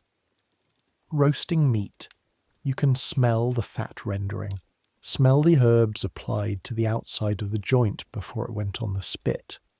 Bread, the baking smell that seems to come from the walls themselves after so many years of bread being baked in that space. Something sweetly pungent that might be the fruit being prepared for the dessert course. You are hungry. The noon meal was bread and cheese, eaten standing in the workroom between tasks. Edmund Gryce's economy of time meaning that meals happen in the margins of work rather than interrupting it. The bread was good. Hampton Court's bread is made by the Royal Bakehouse, and even the servants' bread is of reasonable quality, white enough, fairly fresh. The cheese was hard and dry. You are 17 years old, and your body requires a significant amount of food that it is not consistently receiving. You stop at the kitchen's entrance, and a boy you vaguely know, a kitchen page named Robert, who is 14 and has the slightly wild-eyed quality of someone learning the most chaotic job in the building, appears from the noise and steam and hands you a piece of bread torn from a fresh loaf with 2 fingers. "Here," he says, and disappears again. You eat the bread as you walk. It is warm and soft and slightly salty, and it is the best thing you've eaten today. The crust is crisp in a way that makes a small sound when you bite into it. The inside is white and slightly elastic. You eat it in 4 bites and wish there was more. This is Tudor England. There is often not more. The gap between the food consumed at the Lord's table, the feasts, the multiple removes, the roasted meats and elaborate confections that the high table eats at the formal dinners, and the food available to the servants is considerable, and it moves on a gradient tied closely to rank.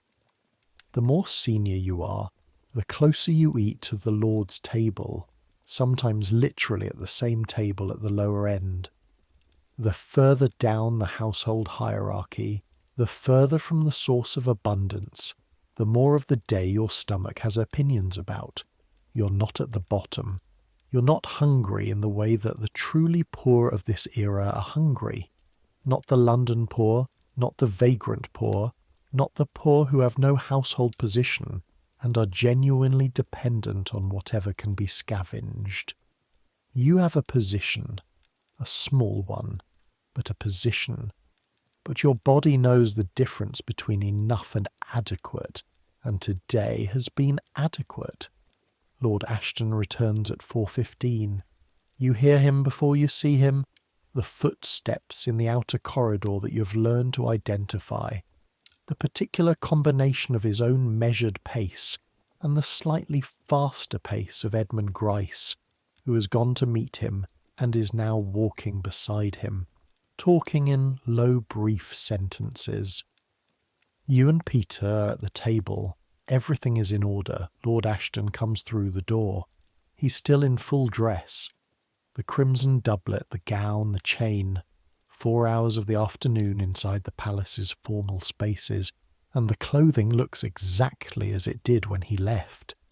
The velvet not visibly compressed, the chain still hanging correctly, the cap still at its angle. This is not unusual. Tudor clothing is built to hold. The doublet structure maintains itself. The velvet, treated and set properly, doesn't crush easily. But he has aged in 4 hours. In some way that is not visible in the clothing, but is visible in the slight compression of his expression, the depth of the line between his brows. Something from the afternoon has settled into him. He doesn't speak. He moves to the chair. This is your signal and Peter's signal and the signal to Thomas Moat, who will not be needed today. The shave was this morning, it won't be repeated. But who appeared anyway when he heard the footsteps, the professional instinct to be present at the ritual. The undressing reverses the dressing, cap first. Edmund takes it, places it on the table, checks it for any marks, chain next. Edmund's hands behind Lord Ashton's shoulders, lifting the chain off with the same care as this morning, returning it to its box. Edmund checks the pendant. The pendant is where it should be, secured correctly. Edmund closes the box. You step forward for the gown. Lord Ashton stands and you and Peter guide it off his shoulders, your hands supporting the weight, letting it fall backward away from him rather than dragging it forward. The heavy velvet and sable moving with a sound like rushing water. You fold it immediately, the fur to the inside, the velvet outside, along the prescribed fold lines that keep the sable from being distorted. Peter takes it to the chest. You come back for the doublet buttons, starting at the collar, working down. Your fingers moving from muscle memory. The pattern of 8 buttons unworked from their holes as smooth and unhurried as the morning's buttoning. Lord Ashton says, and this is unexpected, the sudden sound of his voice in the ritual silence. The strand is flooding. You keep your hands moving. This is not addressed to you. It is addressed to the room, or to Edmund, or to the air. Edmund says, again? The lower portion. Drain is blocked. The water is coming into the street from the conduit. A pause. The last 2 buttons. Was anything said about the meeting? Lord Ashton looks at you. You have stepped back from the doublet and are waiting for his arms to extend so you and Peter can lift it off. He extends his arms. The doublet comes off. The meeting, he says, was entirely unremarkable. That is what was said about it. Edmund Gryce makes his small informational sound. You carry the doublet to the table. You begin unbuttoning the waistcoat. You keep your eyes on your hands. Entirely unremarkable. In a meeting that was called to discuss, you don't know exactly what it discussed. This is not information that flows down to you. You know only that it happened and who attended, and that it happened in a specific set of rooms in the Presence Building. But entirely unremarkable, said in that voice, with that quality of controlled flatness. You understand, in the way you've slowly learned to understand these things, that the meeting was the opposite of unremarkable. And the opposite of unremarkable in the court of Henry VIII in October 1546 means something happened. Something was said or left unsaid. Some signal was sent or received or conspicuously not sent. You have no idea what. You don't need to know what. Your job is the waistcoat. Lord Ashton is dressed now in his evening clothes, simpler than the afternoon's formal wear, a plain dark doublet, no embroidery, no gold, a gown of heavy wool against the evening cold, and he has gone to his study, where he will work until the supper hour. The workroom is yours and Peter's for the next 2 hours. You work in a comfortable quiet. The garments from the afternoon return to their proper states, inspected, treated where necessary. You find, on the gown's left sleeve, a very small spot that was not there this morning, something pale, possibly a splash from something at the afternoon's refreshments. You bring it to Edmund Gryce, who looks at it and says, "Salt water. Leave it for the laundress." The laundress will know what to do. There is a woman in this household whose entire job, among other things, is the removal of specific types of stains from specific types of fabric, using specific techniques she has developed over 20 years. She has opinions about her methods. She shares them, occasionally with Edmund, who listens with the same focused attention he gives to everything practical. The fire has been built up against the evening cold. October at Hampton Court, this close to the river, has a damp chill that is not quite the same as dry cold. It penetrates differently, settling into the bones rather than sitting on the surface of the skin. The fires have been burning since morning, but the room still has a faint moisture in it, the stone walls and stone floor holding the river damp in their mass. You sit near the fire and work on the morning log. You fill in the afternoon's record. The pendant note you made this morning is there, and you read it again and add underneath it. Pendant confirmed present and attached on return. No damage to chain. Peter has fallen asleep in his chair. He does this sometimes in the quiet of the late afternoon, tips his head back against the wood and is simply gone, his breathing deepening within about 30 seconds, his body taking the recovery it needs without any discussion. You leave him. He will wake in time for supper. You sit in the firelight with the logbook and a candle lit against the approaching darkness. The sun sets early in October. By 5 the light is amber and low. By 5:30 it's gone, and you think about the day, the pendant, the morning and its moment of low terror. Edmund's hands in the box finding nothing. And then the black doublet, the interior seam, the click. You think about the chain of small actions that led to the pendant being in the lining instead of the box. Lord Ashton undressed Tuesday evening, the chain removed, the pendant, already loosened from previous wear perhaps, the ring slightly wider than ideal, slipping free at the moment of removal, falling inside the doublet at the point where the neckline opens wide to allow the garment to be lifted clear. The whole thing happening in under a second, inaudible, invisible.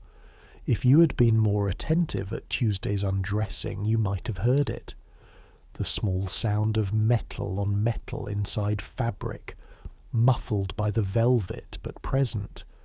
You might have investigated. You might have found it. You didn't hear it. Or if you heard it, you didn't recognize what it meant. You will recognize it in the future. This is, you are coming to understand the essential nature of this work, not the performance of specific tasks, the tying of points, the management of the chain, but the education of your attention, the slow refinement of the instrument of perception until it is fine enough to catch what others miss, the sound of metal in fabric, the fold in a sleeve lining from 30 feet, the quality of Lord Ashton's silence that tells you the afternoon meeting was not what it appeared. Edmund Gryce at 38 can do all of this instinctively, can do it without thinking, without focusing, while simultaneously managing 4 other things. The calibration of his attention over 20-some years in service is so fine that it operates below conscious thought. Pure trained reflex. You are 4 months in. You have a long way to go. You close the logbook and listen to the fire. October at Hampton Court smells like this. The river first. Always the river, with its Thames smell of cold water and tidal mud, and the faint organic richness of everything the city above deposits in it, and the tides carry up to you twice a day. Not unpleasant. Complex. The smell of movement, of water that has come a long way and is going further. Cold smoke from the hundreds of fires burning in hundreds of rooms. Henry has invested in coal for this palace. The coal trade from the north is growing, the forests around London increasingly depleted, the wood increasingly expensive. Coal burns hotter and dirtier than wood, leaving a particular taste in the air, a metallic mineral quality that gets into your clothes and your hair, and that you have come to associate entirely with this place. Cooking, always cooking. The kitchens at Hampton Court never fully stop. There is always a next meal being prepared, always a process underway, always the specific smell of a large-scale food production in the air of the corridors near the kitchens. Horse. The stables are downwind of the main court buildings, when the wind is from the south, and then the horse smell is present. The honest smell of the large animals and their keeping, the straw and the dung, and the particular warm smell of horse skin, which is not unpleasant if you grew up in the country and which you associate with home. Perfume. This is the Tudor court's specific contribution to the ambient smell. The pomanders, the ambergris and musk worn by those who can afford it. The dried herbs strewn on floors and tucked into storage chests. The lavender sachets in the linen chests, the rose water used in washing. Above the lower notes of coal and horse and river, the court maintains a persistent top note of applied sweetness that is part of what it means to be here. And cold. Cold has a smell, or rather absence of warmth, has a quality that is olfactory as much as tactile. The smell of unheated stone, of frost on window glass, of the river mist that comes off the Thames on October mornings and settles into every surface. You were cold this morning at 5 in the attic room. You're warm now near the fire. By midnight you will be cold again. The fire in your room not worth the fuel it would require to keep it through the night. The thin blanket and the straw mattress and Peter's radiating warmth, your actual warmth sources. The cycle of temperature, the cycle of hunger and adequacy, the cycle of the ritual, morning and afternoon, twice daily, same things, same order. This is what a life in service is. Not dramatic, not the stuff of chronicles, not the events that will be recorded and read and analysed in any future time. Just the ritual, repeated, refined. The point of entry into a world that is much larger than you, and that you are slowly, day by day, learning to navigate. Supper is in the servants' hall at 6. The hall is long and low-ceilinged, with trestle tables set in 2 rows the length of it, and a fire at one end that produces more smoke than heat, because the chimney draught has been wrong since before you arrived, and nobody has fixed it. The tables are laid with linen, and the food comes from the kitchens in covered dishes. Tonight, pottage of peas and onion, thick and hot. A joint of roasted mutton served in slices by a boy who goes down the table, portioning it out with a knife, and the focused attention of a boy who knows exactly how much he's supposed to give each person and will not be persuaded otherwise. Bread, white today, the good bread. Ale, from the household's own brewing, which is better than most ale you've had outside this place. You eat. The pottage is hot enough to warm your hands through the wooden bowl when you wrap them around it. The mutton is slightly overdone, dry at the edges where it sat in the roasting pan too long, but the fat is rendered and flavourful, and the meat underneath the dry edge is fine. The bread is still warm. The ale is flat and slightly sweet, not cold. Around you, the table talk is the usual territory of servants' supper. Complaints about specific duties, specific people, specific rooms that are too cold or too draughty or allocated unfairly. News that has moved through the servant network during the day. The kind of news that doesn't appear in the formal communications of the court, but that the people who make the court function know better than the courtiers do. Who is actually sick, who is actually in favour, who shouted at whom, which household is in genuine trouble and which is merely performing trouble. Thomas Moat sits across from you tonight, which doesn't happen every evening. His seat depends on his mood and his schedule and the available positions when he arrives. He sits across from you with his pottage and his bread, and he eats in the manner of a man who is present but not available. His eyes slightly abstracted in the way that indicates he is thinking about something not in this room. You let him eat in peace. You have learned this about Thomas Moat. He needs to arrive at conversation rather than be summoned to it. After about 10 minutes of pottage, he says, "What did you make of the meeting today?" You look at him. "I wasn't in the meeting." "No, but you were in the room afterward." You think about the room afterward, the compression of Lord Ashton's expression, the word unremarkable and the quality of it. He seemed careful, you say. Thomas Moat takes a bite of bread, chews, swallows. "Do you know who else was at the meeting?" "No." "Lord Gardner was there. He says this very quietly for you only, and 2 of the household of the Earl of Hertford. Gardner is Bishop of Winchester, Conservative, the faction opposed to the Protestant reformers around the Earl of Hertford, who will, when the king dies, be positioned to act as protector to the young Edward. The 2 factions have been circling each other with increasing specificity for months. Lord Ashton, you know, from the fragments and the observations and the reading of silences that is your ongoing education, is not fully committed to either faction.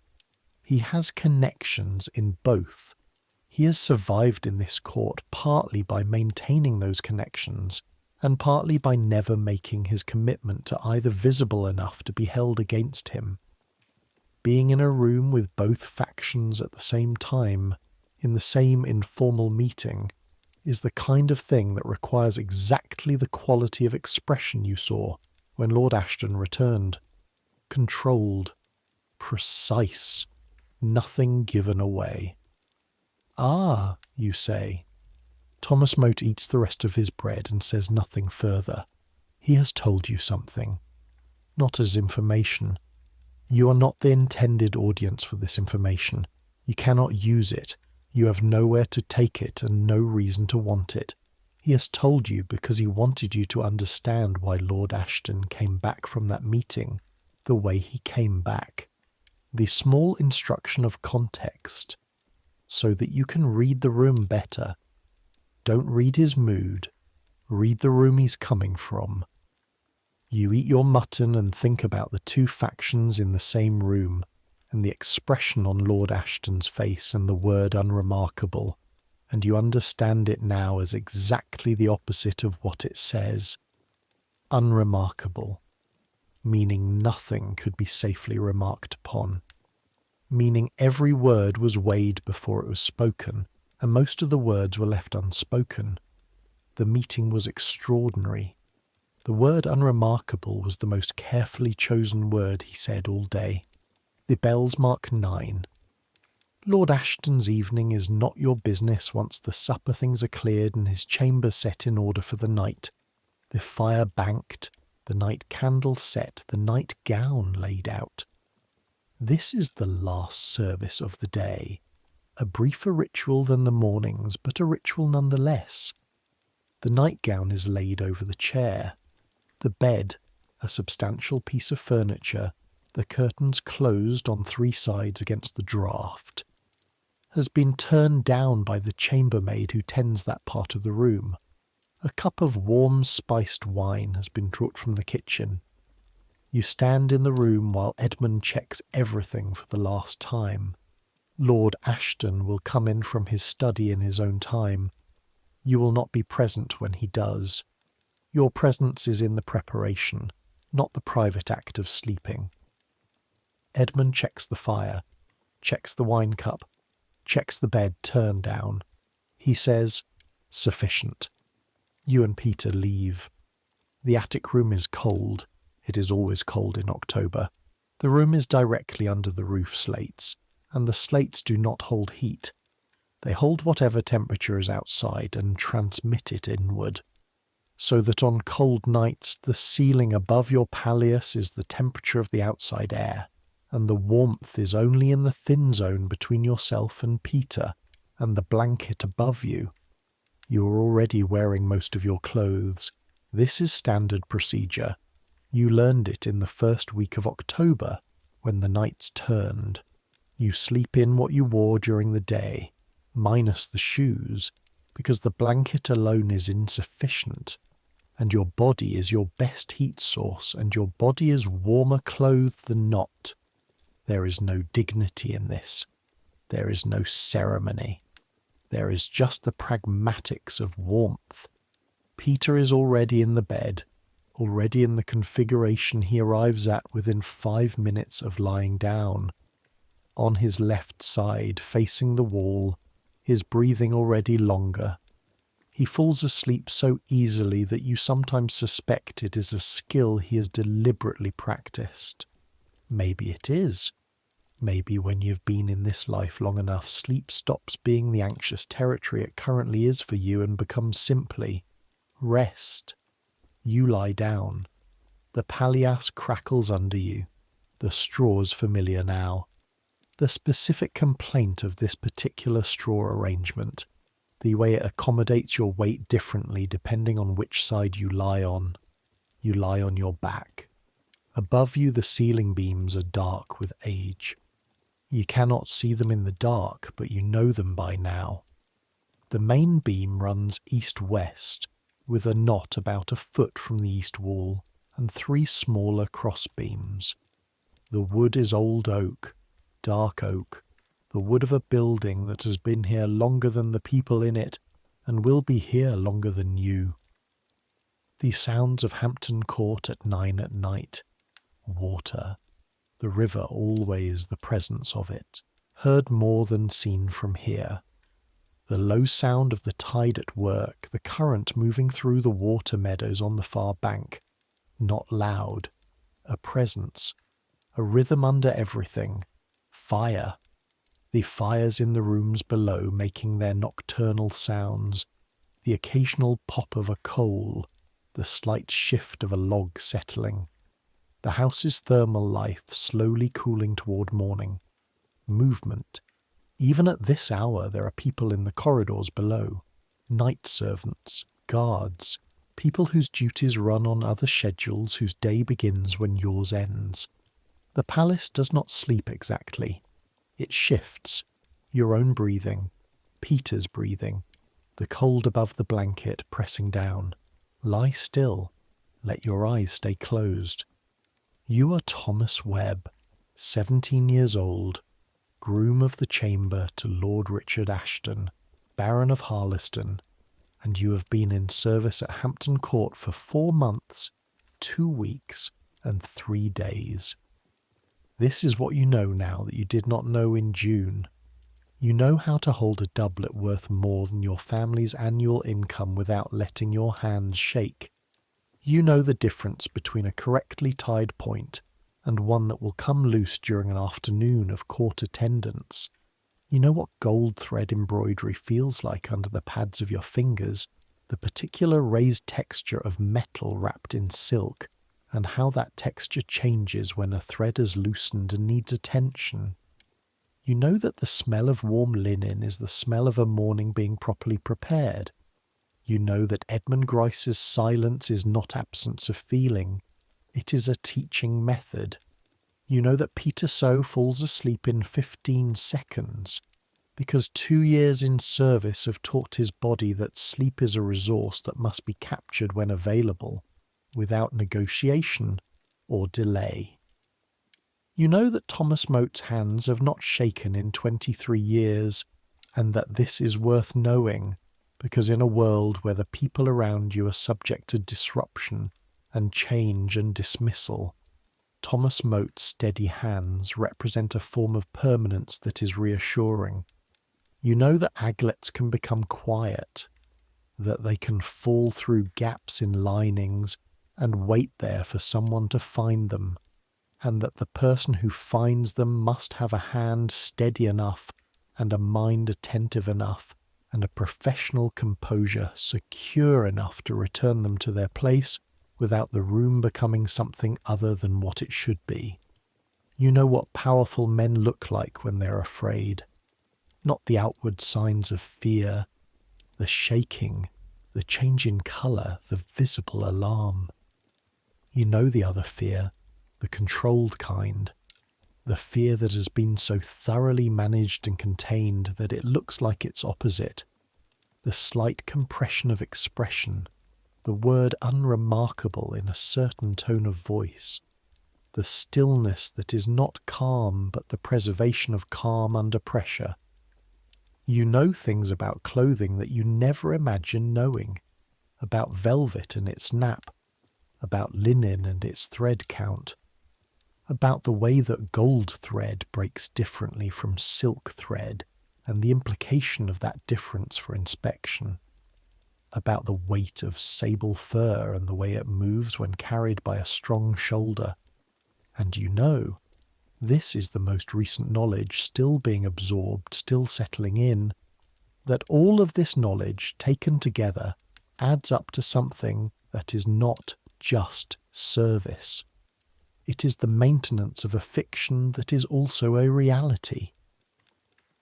That Richard Ashton, Baron of Harleston, is exactly what he appears to be. That the crimson doublet with its gold thread represents what it claims to represent. That the chain of office speaks truth about the man wearing it. The fiction and the reality are the same thing. That is the discovery. The clothing is not a lie over the truth of the man beneath. The clothing is part of what the man is. You make him what he is each morning, and each morning he walks into the world and is it. And you with your plain wool doublet and your ink-stained fingers and your attic room and your palliasse of familiar straw, you are the invisible reason that is possible, which is not nothing, which is, in fact, everything. Out there, beyond the shuttered window, beyond the palace walls, the October night is doing what October nights do. The river moving, the tidal flow still outward, the Thames carrying whatever the city deposited in it today downstream toward the estuary and the sea. The water meadows on the south bank, silver grey in whatever, moonlight gets through the cloud cover. The willows at their edge bare-branched, their reflections in the still water of the low places among the grass. London, 9 miles east, burning with its own life that never fully dies. The fires of the great houses, the lamps of the taverns, the gin shops that are not yet gin shops because gin hasn't arrived yet but will, the ale houses and the cook shops and the places where people gather because people have always gathered, because the need to be among others is as strong and persistent as the need to sleep. In the city right now, men are discussing what happened in various informal meetings at court today. Not these men specifically, not men who know what you know, because you know almost nothing, but men who have their own fragments, their own observed details, their own reading of the political temperature, each man with his fragment. The whole thing only legible if you had all the fragments at once, which nobody does. 40 miles north, the road to the Midlands is quiet in the dark. Somewhere on it or near it, a series of villages that are the map of a life you had before this one. The village where you learned to walk, the church where you were baptized, the fields where you helped at harvest in the summers that seem very long ago now, though they are 4 months away. The house where your mother is probably asleep by now. Your father may be awake late with accounts. Your older brothers already in the lives they're going to live. Your younger siblings in the configuration of childhood that is ordinary and legible and not this. You think about home sometimes. The way you think about a place that you know you left rather than a place you will return to. Not with the ache of homesickness, which is a pain you move through in the first weeks and which has softened. More with the recognition that the person who lived there is receding, getting smaller. The way figures get smaller as the distance grows, not because they are less real, but because the perspective has changed. You are here now. You are this. You are the person who can hold a doublet correctly, who can tie 63 points in the right order, who can hear Edmund Gryce say again and understand it as instruction and not judgment. That is who you are becoming. The cold is settling in for the night. Your body is warm where the blanket covers it, cold at the collar of your shirt where the blanket doesn't reach, and the attic air is cold at your feet despite the wool socks. The cold of October pressing down from the slates, the cold of the river pressing up from the water table below the palace's foundations, the cold finding all the gaps and taking up residence. Think about the warmth instead. The fire in the workroom, the doublet warm from the rack when you carried it to Lord Ashton's hands, the linen shirt still warm from its night against the fire's heat. All those carefully maintained warmths, the small deliberate acts of heat management that are part of what you do, the warm towel and the warmed linen and the warm wine cup at the end of the day. You maintain warmth for a man you barely know.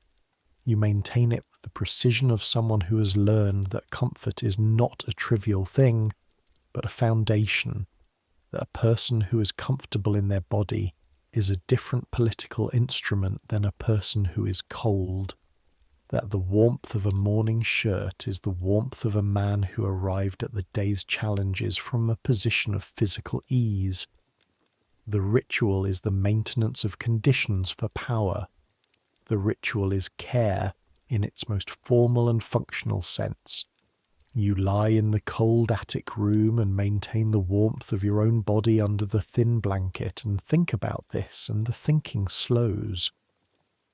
The church bell from the chapel marks 10, distant, muffled by the stone. The sound coming through the walls and the floors and the ceiling and arriving in the attic room softened to almost nothing. Then 10 o'clock. Then nothing.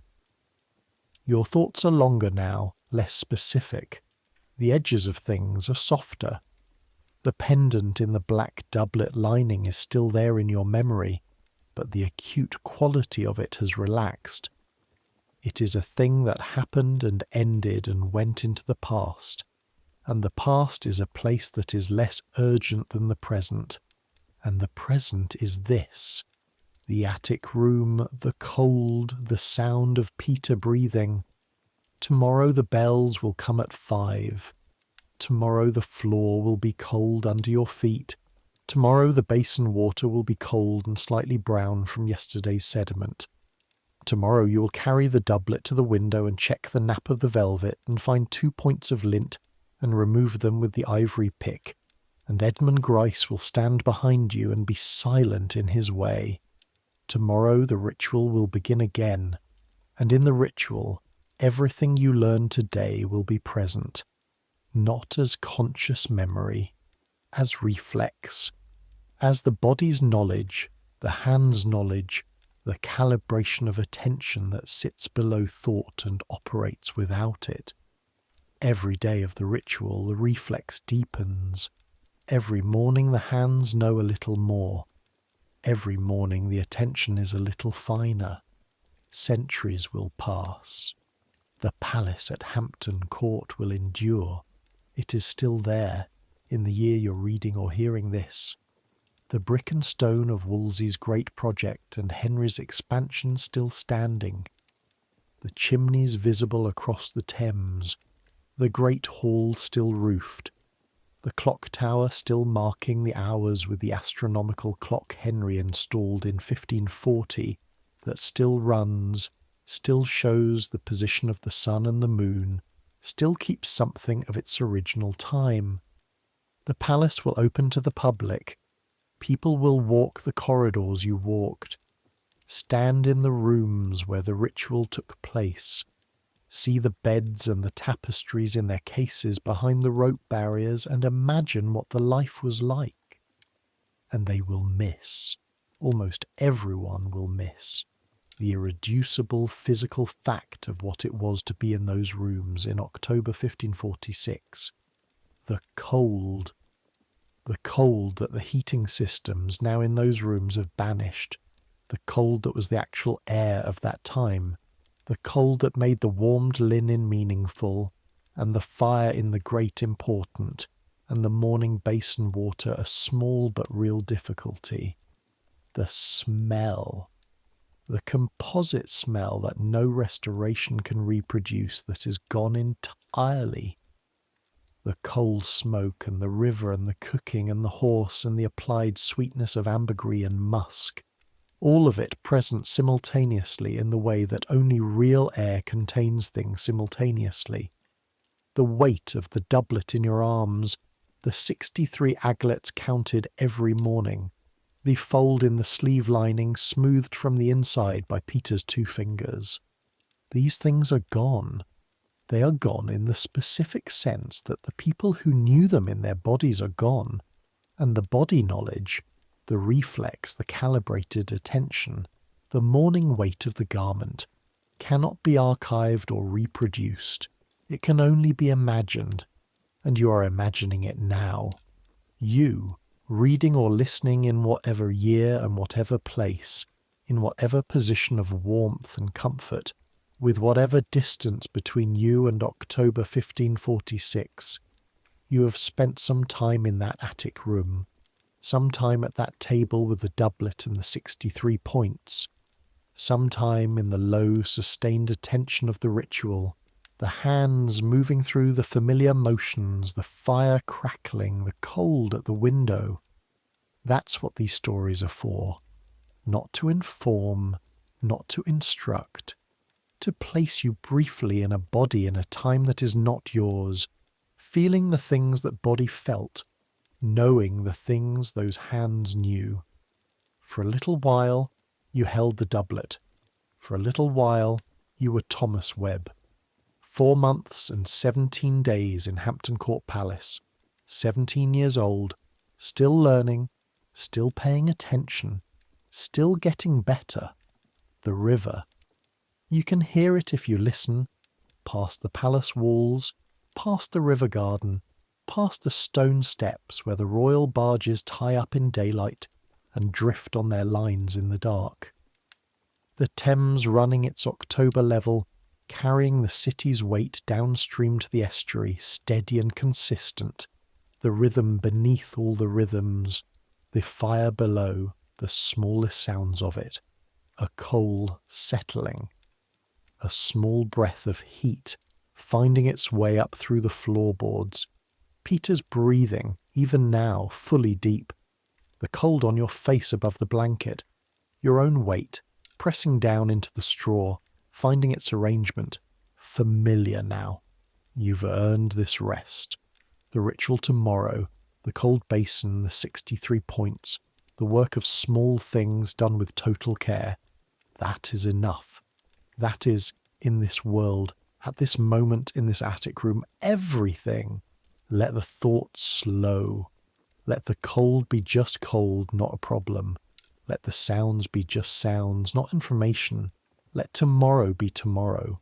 Right now is only this, the warmth where you are warm, the weight of your own body, the dark and the distant river and the fire's small voice below, the same as every night, the same as the nights before this, the same as all the nights stretching ahead into a future you cannot see. Be here now, just here, just this. The bells are gone, the corridors are quiet. Hampton Court is breathing its slow building breath. 10,000 stones holding the cold of October, holding the warmth of the fires within them, holding the traces of everyone who has been here. And you are one of those traces now. Thomas Webb, 4 months in, still learning, still attentive, still becoming. Sleep is already here. It was here the whole time. Let it in. Let it come. Let the day finally go. Good night.